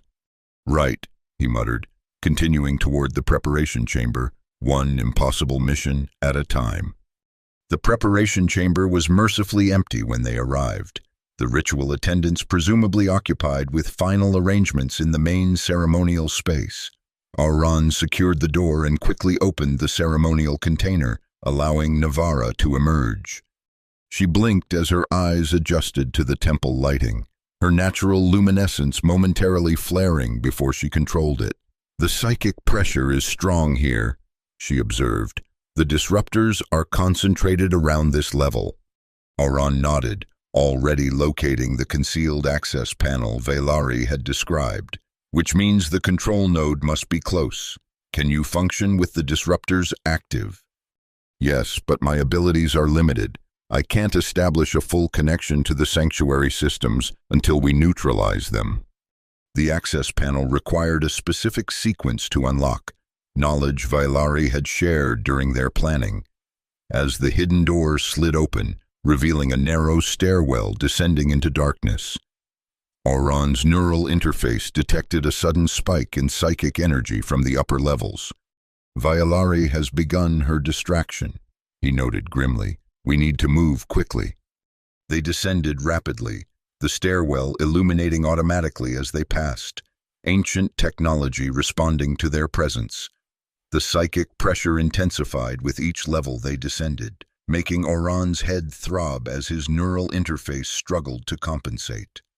At the bottom of the stairwell, they encountered a massive door covered in the same symbols Auron had seen in the sanctuary where he had first sheltered with Navara. Unlike the access panel above, this door had no obvious mechanism or sequence for opening. Navara approached it without hesitation, placing her palm against the central symbol. This requires direct communication, she explained, a genetic and psychic signature together. The symbols began to glow beneath her touch, lines of light spreading outward from her hand like branching lightning. The door shuddered, ancient mechanisms activating after centuries of dormancy. It recognizes me, Navara said with quiet wonder, after all this time. The door slid open with surprising smoothness, revealing a chamber that contrasted sharply with the ceremonial aesthetics of the temple above. Here was pure function, a technological control center with multiple stations surrounding a central column of pulsing light. The heart of the sanctuary, Navara breathed, moving toward the central column, the original control node for the entire network. Auron followed, keeping watch on the entrance while trying to ignore the increasing pressure against his consciousness. The psychic disruptors were clearly centered around this chamber, protecting it from unauthorized access. Navara approached one of the control stations, placing both hands on its surface. The technology responded immediately, interfaces materializing in the air around her, displaying information in the same alien script Auron had seen in their sanctuary. The system is intact, she confirmed, her fingers moving through the holographic displays with practiced ease despite never having used this specific installation before. But the connections to other sanctuaries have been deliberately severed, not by time, but by design. The Moonshadow clan, Auron guessed, isolating this temple to control its knowledge. Navara nodded, her concentration divided between the interfaces and her explanation. They understood enough of the technology to disable the network connections, but not enough to truly comprehend the system's purpose.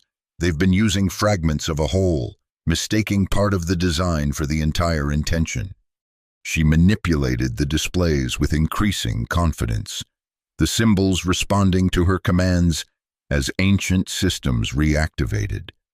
I can restore the original configuration, including the true purpose of the ceremonial chamber, but the psychic disruptors are preventing full initialization. Can you disable them? Auron asked, his neural interface now throbbing with pain as the pressure increased. Not from here, Navara said, frustration evident in her voice. They're controlled from a secondary system that's been integrated with the temple's modern security grid. We'd need access to the main security node. Auron considered their options, none of them favorable. Could you work around them? Establish enough control to interrupt the ritual without fully reactivating the network? Navara's expression turned thoughtful. Perhaps. The ceremonial chamber was designed as a direct access point to the control node, if I can establish even a partial connection when they begin the ritual. A sudden explosion rocked the upper levels, the impact sending tremors through the ancient structure. Auron's neural interface flared with warning signals as security protocols activated throughout the temple. That wasn't part of the plan, he muttered, concern for Vailari rising despite his attempts to remain focused.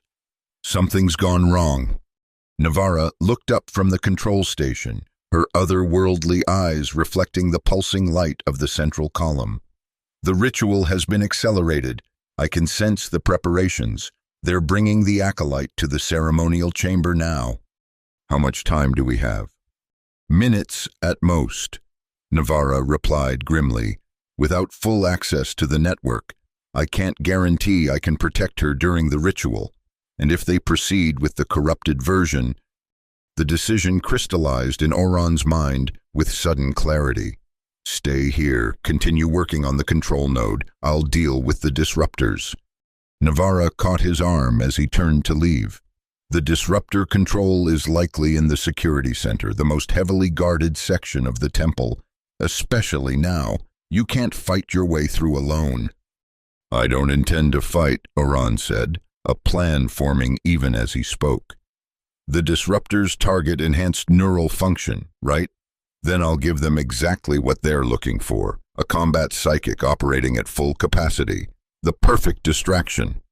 Understanding dawned in Navarra's expression. Along with alarm, you're going to deliberately trigger the system. Orphan, the backlash could permanently damage your neural pathways. It's a risk I'll have to take, he replied, his decision made. Focus on establishing enough control to protect the acolyte and reveal the truth when the ritual begins. That's what matters now. Before she could object further, Orphan activated his combat protocols to maximum levels, something he had avoided since the trauma of his final military campaign. The neural interface surged with power, amplifying his psychic abilities far beyond normal parameters. The effect was immediate and dramatic. The disruptor system registered the spike in neural activity and focused its full attention on the perceived threat. Alarms blared throughout the temple as automated security protocols diverted resources to contain the psychic intrusion. Orphan staggered under the onslaught, pain lancing through his consciousness as the disruptors attempted to neutralize his enhanced functions. But the effort to suppress his activity meant less energy directed at the control chamber and at Navarra. Go, he managed through gritted teeth, already moving toward the exit. I'll draw them away from the ceremonial chamber. When the ritual begins, be ready. Navarra watched him leave with evident concern, but quickly returned to the control interfaces, working with renewed urgency as the disruptor pressure lessened around her. Orphan moved swiftly back up the stairwell, each step a battle against the increasing psychic assault.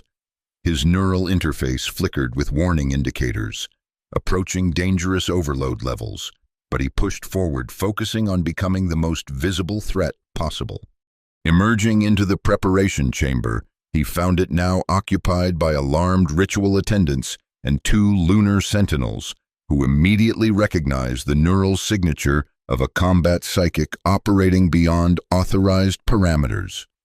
Intruder in the sacred chambers, one shouted, raising his ceremonial weapon, which, despite its ornate appearance, contained very real and deadly technology. Orphan didn't wait for them to organize a response. He moved with the fluid precision that only neural enhancement could provide, disabling both sentinels with non-lethal strikes before they could fully activate their own combat systems. The ritual attendants scattered in panic as Orphan continued through the chamber toward the main ceremonial space. His plan wasn't subtle, become such an obvious threat that all security resources would focus on him, giving Navarra the opening she needed. The ceremonial chamber was a vast circular space dominated by a central platform where moonlight converged through carefully designed apertures in the ceiling. The Council of Elders had gathered in tiered seating surrounding the platform, their attention now divided between the interrupted ritual preparations and the security alerts echoing through the temple. On the central platform, a young acolyte in ceremonial white robes knelt beside an altar of polished silver. Her expression reflected a mixture of fear and reverence, clearly uncertain about the disruption to the sacred proceedings. Elder Morvath stood at the head of the council, his ancient face twisted with anger as he barked orders to the sentinels. Secure the chamber. The ritual must proceed regardless of these disturbances. Orphan paused at the entrance, taking in the scene with tactical precision despite the increasing pain from the psychic disruptors. His appearance in the doorway, wearing High Priestess guard armor but clearly operating as a combat psychic, created instant confusion among the assembled dignitaries. "That man is not authorized," Morvath shouted, recognizing Orphan despite the years since their last encounter. "He is a renegade who has interfered with sacred matters. Apprehend him immediately." The lunar sentinels responded with practiced coordination, moving to surround Orphan with weapons raised. Under normal circumstances, even his enhanced abilities would be insufficient against so many trained opponents, but his goal wasn't victory, it was distraction. "The ritual is a lie," Orphan announced, his voice carrying across the chamber with surprising strength despite his internal struggle. "The blood binding as you practice it is a corruption of the original ceremony, a perversion designed to harvest power rather than share it." Murmurs rippled through the assembled council members. Accusations of heresy were serious matters, especially when delivered so boldly in the most sacred space of their order. "Silence him," Morvath commanded, but his authority wavered as a new disruption entered the chamber. Violari appeared from a side entrance, her ceremonial robes torn and singed, but her bearing still commanding respect. She carried an ancient text, clearly removed from the restricted archives, and her expression reflected both determination and regret. "He speaks the truth," she declared, moving to stand beside Orphan despite the weapons trained on them both. "The original texts tell a different story. The luminous one was never meant to be bound and harvested, but to guide humanity toward true communion with the universal consciousness." The chamber erupted in chaos as council members demanded explanations. Sentinels awaited clear orders, and the young acolyte on the platform looked increasingly distressed by the unfolding events. Amidst the confusion, Orphan sensed a subtle shift in the temple's energy. The psychic disruptors were faltering, their pressure against his consciousness diminishing. Navarra had found a way to access the security systems after all. "The ritual must proceed," Morvath insisted, desperation evident in his voice. "The convergence of the moons is upon us. If we delay, another 1,000 years will pass before the opportunity returns." "Then let us proceed," Valari agreed, surprising everyone, including Orphan. "But with the true ritual, not the corruption you have perpetuated." She turned to the young acolyte, her voice gentling. "Child, you were prepared to sacrifice yourself for a cause you believed holy. Would you be willing to participate in a different ceremony, one of mutual enlightenment rather than sacrifice?" The acolyte looked uncertain, glancing between Violari and the increasingly agitated Morvath. "I serve the light," she said finally, "in whatever form it takes." "This is treason," Morvath shouted. "Guards, arrest the High Priestess and—" His command was interrupted by a sudden illumination of the ceremonial platform. The moonlight streaming through the apertures intensified, focusing not just on the altar but on the entire chamber. Ancient symbols, long hidden beneath layers of moon shadow modifications, began to glow along the walls and floor. Navarra had succeeded. The sanctuary was awakening. The young acolyte gasped, rising to her feet as the platform beneath her pulsed with energy. "Something is happening," she whispered, her voice carrying in the sudden hush that fell over the chamber. From the floor of the platform, a column of light began to rise, similar to the control node Orphan had seen below, but more refined, more focused. It was a direct connection to the sanctuary's heart, a bridge between the ancient technology and the ceremonial space. The sentinels lowered their weapons in awe, religious training temporarily overriding security protocols as they witnessed what appeared to be a divine manifestation. In this moment of distraction, Orphan felt a familiar presence touch his mind. Navarra was ready. with a nod to Vailari, who understood immediately. Orphan moved forward through the stunned guards toward the ceremonial platform. No one attempted to stop him. All eyes were fixed on the column of light that continued to expand, filling the space with a gentle radiance unlike anything the moon shadow rituals had ever produced. As Orphan reached the edge of the platform, the floor beneath him suddenly shifted, a hidden access way opening to reveal Navara ascending from the control chamber below. Her natural luminescence had intensified to match the ceremonial lights, making her appear to be a manifestation of the energy itself. Gasps and exclamations of "the luminous one" rippled through the assembly. Even Morvath stood speechless, ancient texts forgotten as prophecy seemed to materialize before his eyes. Navara stepped onto the platform beside the acolyte, who instinctively knelt before her. "Please," Navara said gently, lifting the young woman to her feet. "No kneeling. We meet as equals in this place." She turned to address the council, her voice carrying the same harmonic resonance Orphan had heard when she communed with the sanctuary. "I am not your goddess. I am not your salvation.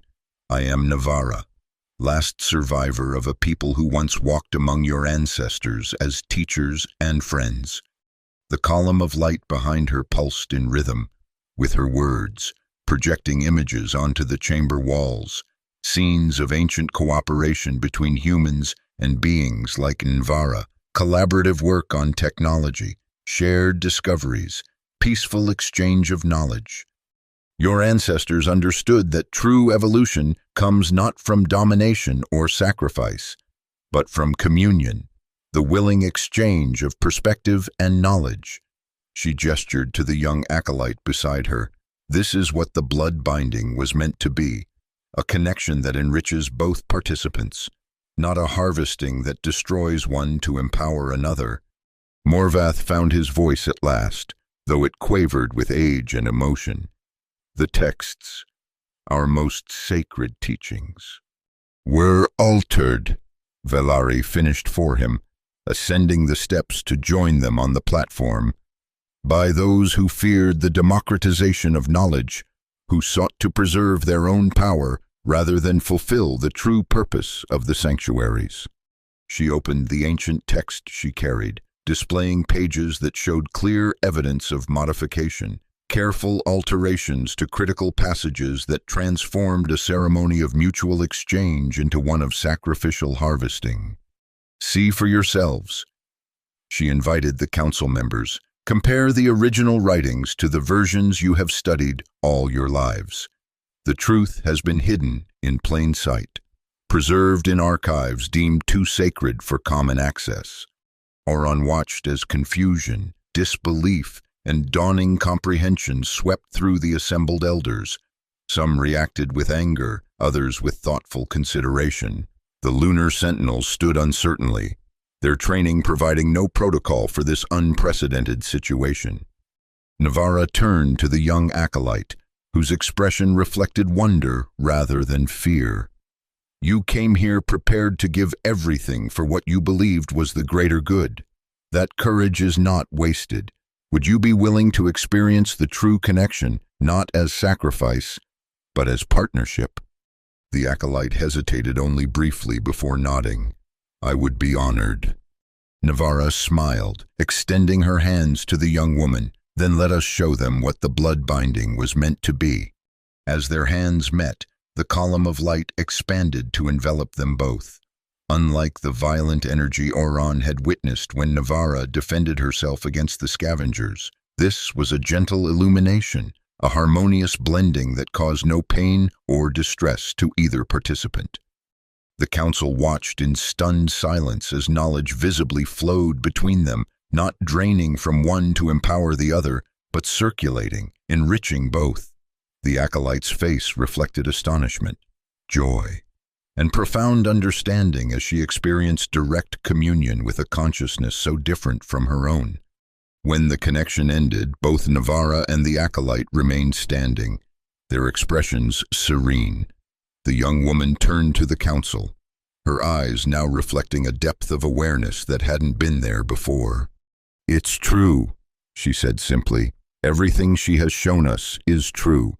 The ritual we have practiced for generations is a shadow of what was intended, a distortion that limits rather than expands our potential."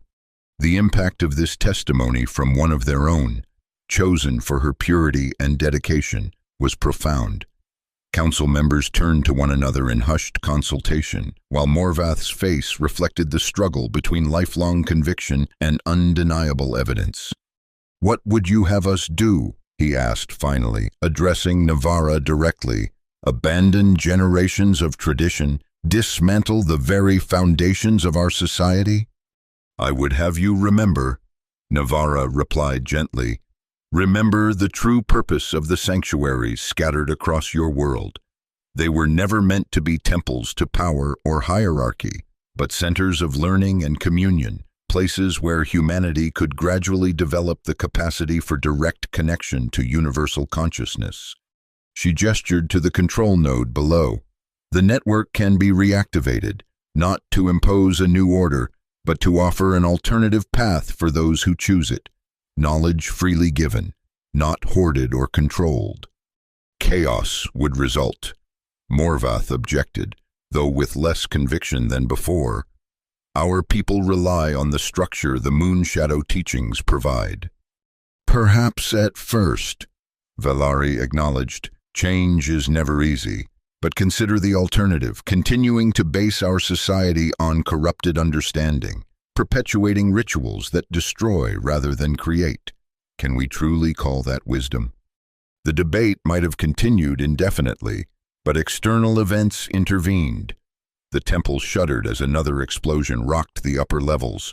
More violent than the first, Orphan's neural interface, now functioning normally with the disruptors disabled, detected multiple security breaches. "We have company," he warned, "and not the friendly kind." A sentinel rushed into the chamber, dropping to one knee before the council. "Elders, forgive the interruption. The temple is under attack.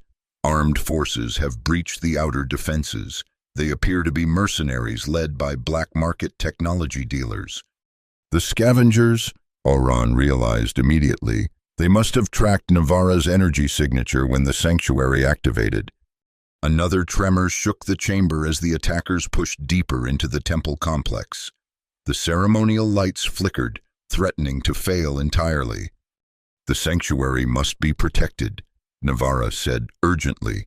"If the control node is damaged before the network can be fully reactivated, all the knowledge it contains will be lost forever." Morvath stood, making a decision that visibly pained him. "Sentinels, defend the temple against these intruders. Priority is the protection of the ceremonial chamber and—" He hesitated, then added, "and our guests." The acknowledgement, however reluctant, represented a significant shift. The Moonshadow clan's most senior elder had effectively recognized Navarra's legitimacy, at least temporarily.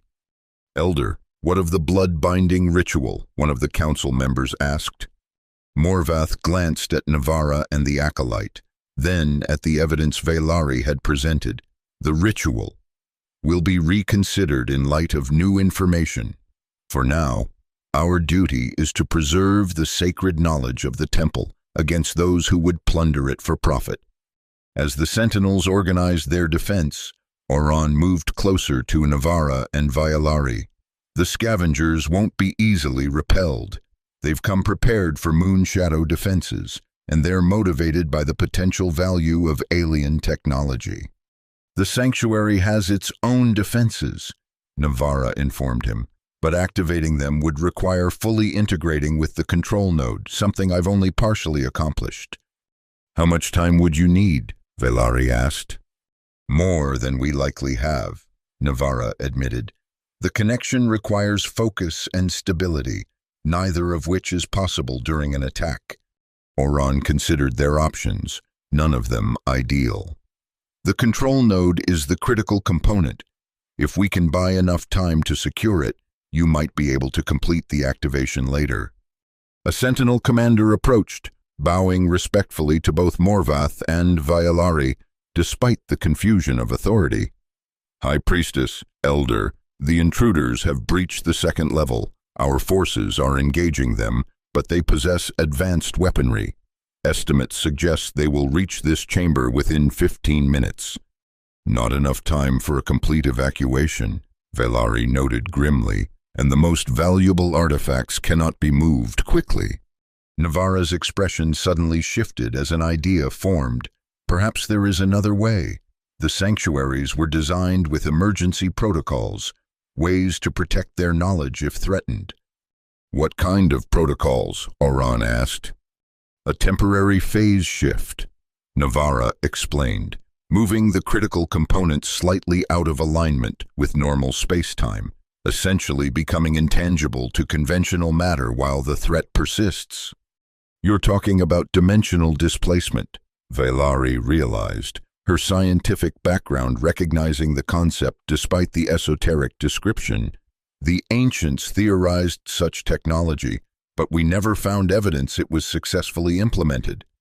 It was, Navara confirmed, but activating it requires a specific sequence and a significant energy source. The implication was clear in her hesitation. She herself would need to provide that energy, a dangerous proposition given her already weakened state from the partial activation of the control node. There must be another way, Orphan objected, unwilling to risk Navara after everything they had survived together.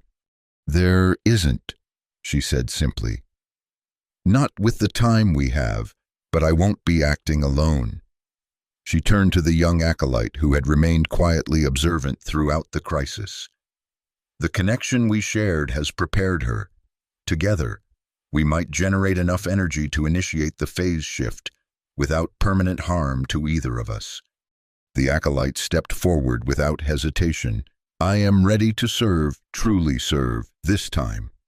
Another explosion, closer now, emphasized the urgency of their situation. The mercenaries were advancing faster than anticipated, suggesting they had inside information about the temple's layout and defenses. Do what you must, Morvath conceded, his ancient face reflecting resignation and perhaps a hint of relief at having the decision taken from his hands. The knowledge must be preserved, whatever the cost to our pride or traditions. Navara nodded her appreciation of his support, then turned to Orphan. You should leave. The phase shift will affect everything within the ceremonial chamber and the control levels below. Anyone caught in the transition might be trapped indefinitely. I'm not leaving you, Orphan stated flatly. Nor I, Vailari added, moving to stand beside him in a moment of unity that bridged years of separation. Navara looked at them both with a mixture of exasperation and affection. Always so stubborn. Humans! But her tone carried no real admonishment. Very well, but stay close to the platform. The effect will center on the control node, with diminishing intensity outward. As the sounds of combat drew nearer, the remaining council members and sentinels evacuated the ceremonial chamber, leaving only Morvath, Vailari, Orphan, Navara, and the young acolyte inside. Morvath sealed the massive doors behind the others, then took a position near the entrance, prepared to defend it personally despite his advanced age. Begin, he instructed simply. Navara and the acolyte moved to the center of the platform, directly above where the control node pulsed in the chamber below. They joined hands, forming a circuit of energy that immediately manifested as a corona of light surrounding them both. The sequence requires precise timing, Navara explained as the corona intensified. When I give the signal, Orphan, activate your neural interface to maximum sensitivity. It will help stabilize the phase boundary. Orphan nodded, preparing his systems despite the risk. Neural interfaces were never designed to interact with alien technology in this manner. The potential for permanent damage was significant. The attackers reached the ceremonial chamber doors sooner than expected, their weapons beginning to cut through even the reinforced material. Morvath stood ready, a ceremonial staff in his hands that hummed with concealed technology far more lethal than its ornate appearance suggested. Now, Navarra called as the energy between her and the acolyte reached critical levels. Orphan activated his neural interface beyond safe parameters, feeling the immediate rush of heightened perception, followed by searing pain as his consciousness expanded to encompass wavelengths it was never designed to process. The effect was immediate and dramatic. The ceremonial platform, along with everything directly connected to it, began to shimmer with a translucent quality, still visible but increasingly insubstantial to the touch. The phase shift was beginning. The doors burst open as the mercenaries finally breached the chamber, led by a figure Orphan recognized with shock, Darius, his former squadmate and information broker. They poured into the room with weapons raised.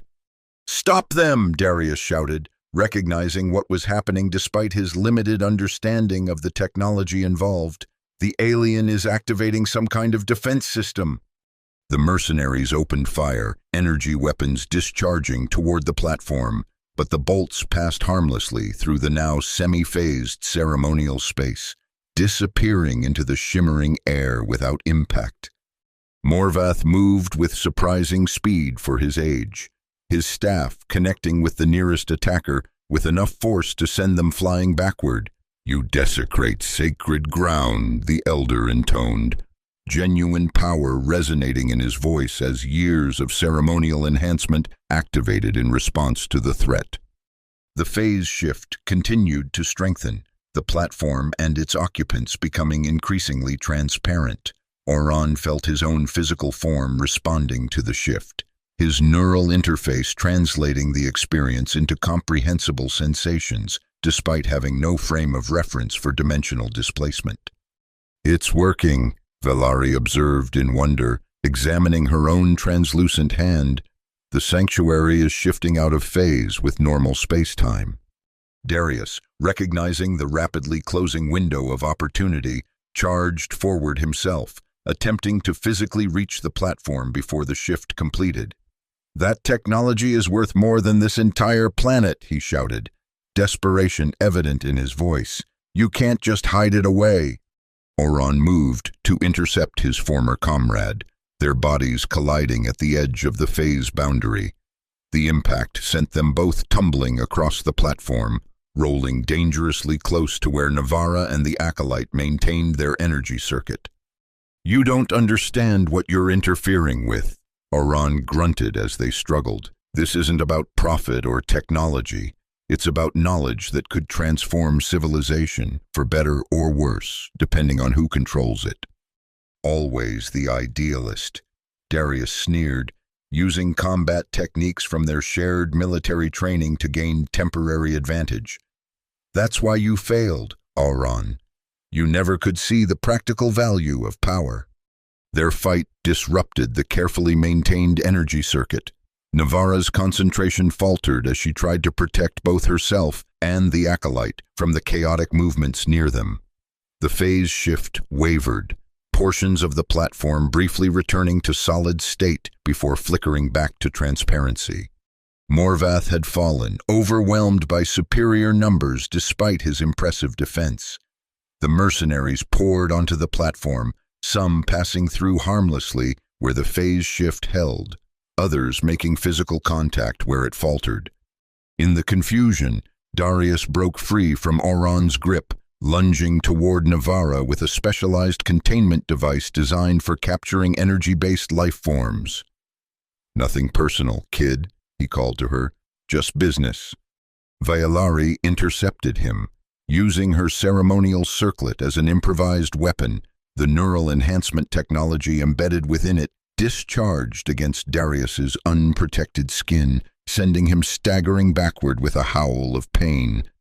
"Protect the circuit," she shouted to Orphan. "It's the only way."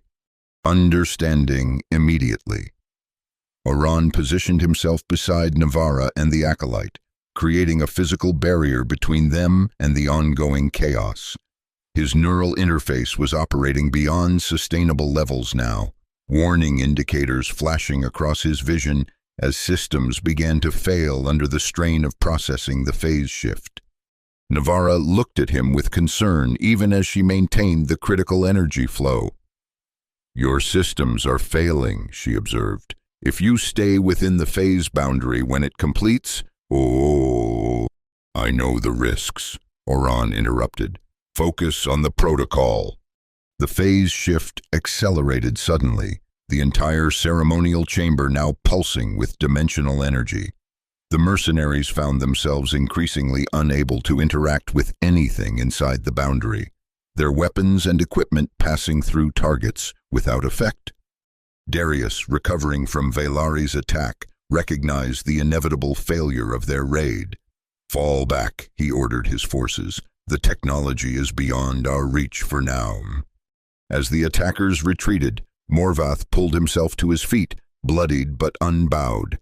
He limped to the edge of the phase boundary, unable to pass through but close enough to communicate.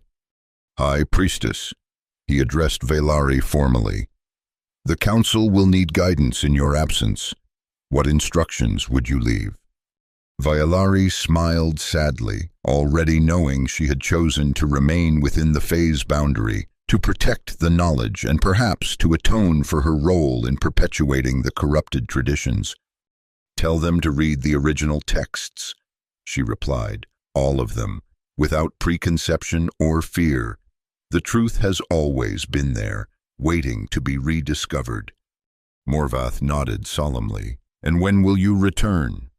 Navarra answered this question. "The phase shift is temporary by design. Once the sanctuary determines the threat has passed, hours, perhaps days, it will gradually realign with normal space-time. We will await your return," Morvath promised, making the crescent moon gesture with new understanding of its original meaning, not subservience to authority, but recognition of the cyclical nature of knowledge and enlightenment. The phase shift reached completion, the ceremonial chamber and its occupants fading from normal perception until they existed in a state between dimensions, visible as shimmering outlines but untouchable, separated from the physical world by barriers of energy and altered physics. In this twilight state, time itself seemed to flow differently.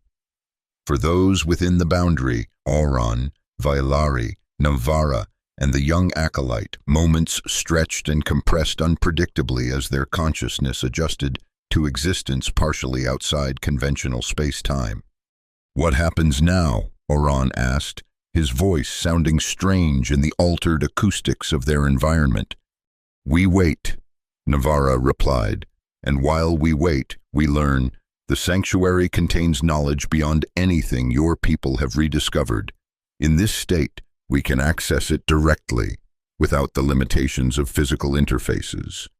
The control node below pulsed with renewed energy, sending tendrils of light upward through the platform. These tendrils formed into complex patterns, three-dimensional representations of concepts too intricate for simple language. "It's beautiful," the acolyte whispered, experiencing direct communion with the sanctuary's knowledge for the first time. Vaylari approached one of the light patterns cautiously, her scientific curiosity overcoming religious conditioning. "This pattern, it represents consciousness itself, doesn't it? Not as an emergent property of neural complexity, but as a fundamental aspect of reality." "Yes," Navarra confirmed, "my people understood consciousness as the underlying framework upon which physical reality is constructed. Your neural enhancements are attempts to access this framework directly, but limited by your incomplete understanding of the principles involved." Orphan watched as Vaylari engaged with the knowledge patterns, her expression reflecting wonder and occasional revelation as centuries of misunderstanding were corrected in moments of direct insight. Despite everything that had happened between them, he felt a surge of affection at seeing her true self emerge from beneath layers of doctrinal constraint. "Your neural interface is stabilizing," Navarra observed, turning her attention to Orphan's condition.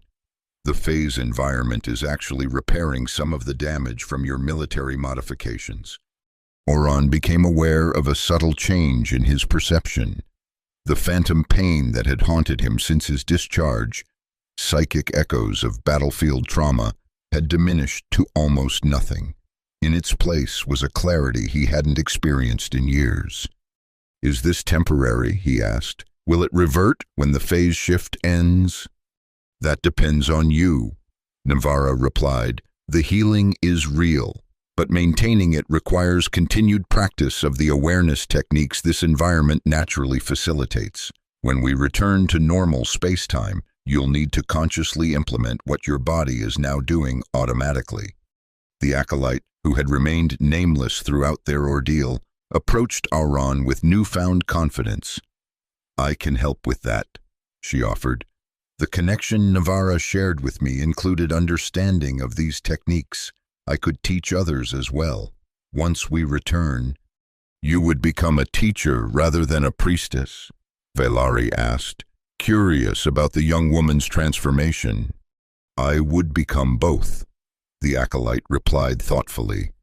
"The original purpose of our order was to preserve and share knowledge, not to restrict it. Perhaps it's time to reclaim that purpose."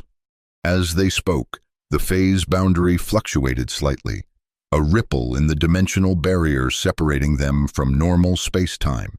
Through the momentary thinning, they glimpsed the ceremonial chamber as it now appeared, empty of mercenaries, but filled with moon-shadow priests, conducting what appeared to be a vigil. "They wait for us," Vailari noted with surprise. "I expected Morvath to suppress the incident, not acknowledge it openly." "Perhaps he too is capable of change," Orphan suggested, when faced with undeniable truth. Navarra moved to the center of the platform, placing her hands on the point where the control node's energy was most concentrated. "The sanctuary is ready to begin reintegration with normal space-time. The threat has passed, and the knowledge has been preserved." "What about the network?" Orphan asked. "The other sanctuaries you mentioned?" "The connections have been re-established," Navarra confirmed. "When we return, the knowledge will begin to flow again, not all at once, but gradually, allowing your people time to adjust and understand." "And your role in all this?" Vailari asked the question Orphan had been avoiding. "Once the sanctuaries are reactivated, what becomes of you?" "Navarra." The alien child smiled, her luminescence pulsing with genuine warmth. "I will continue what my ancestors began, not as a goddess or ruler, but as a guide. Those who seek understanding will find me, or others like the acolyte who carry fragments of the connection we shared."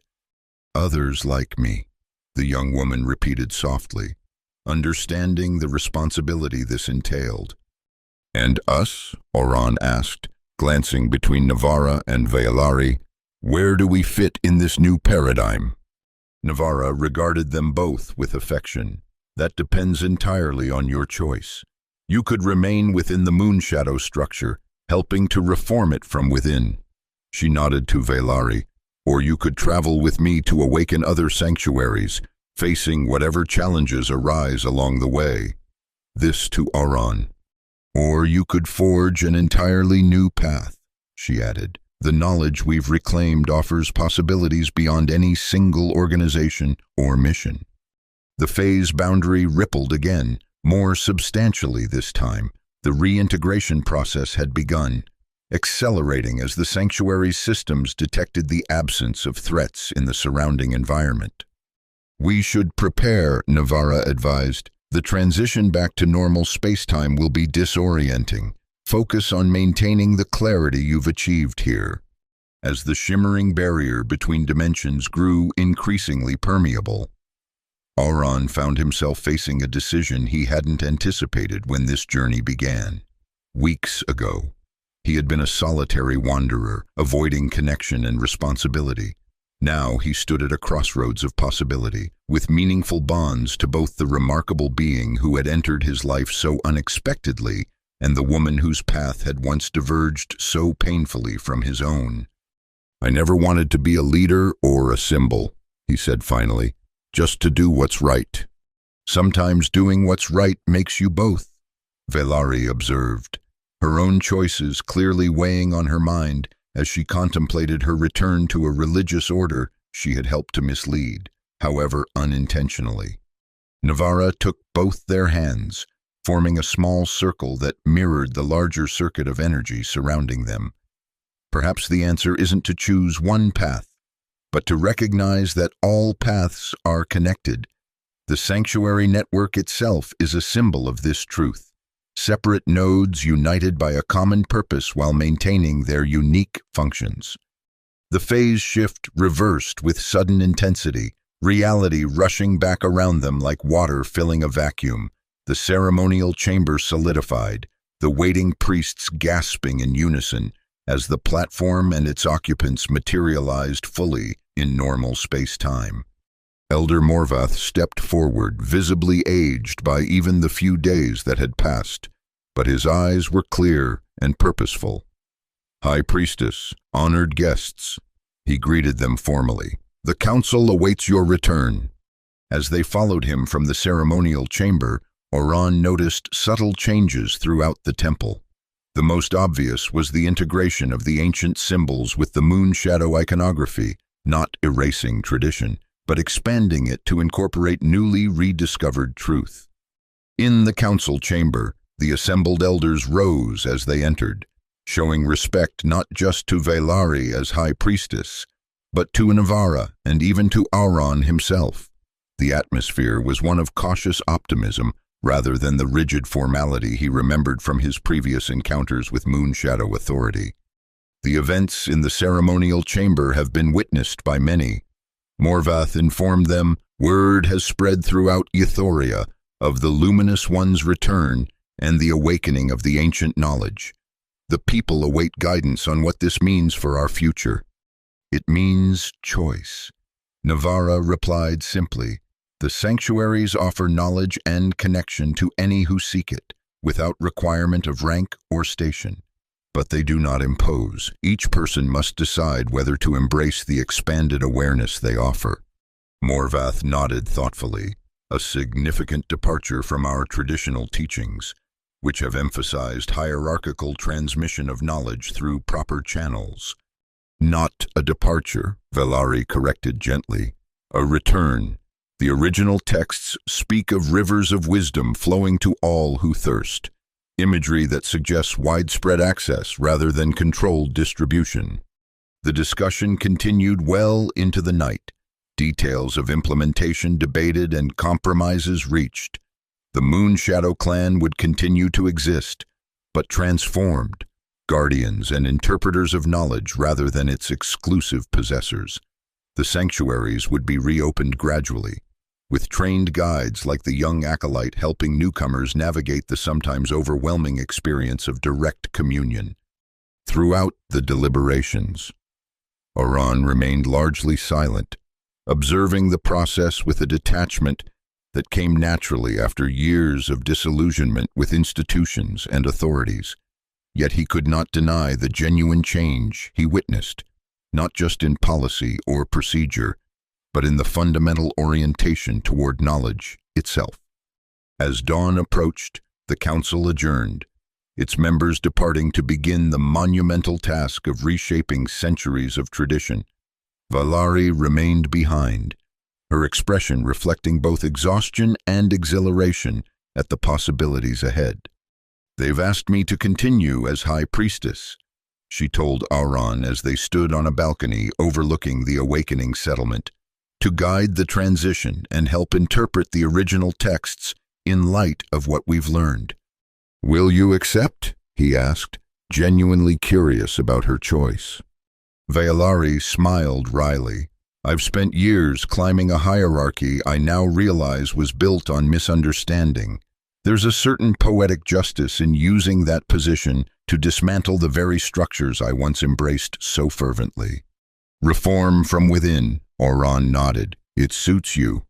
"And what about you?" she asked, turning to face him fully. "Navarra speaks of journeying to other sanctuaries. Will you accompany her?"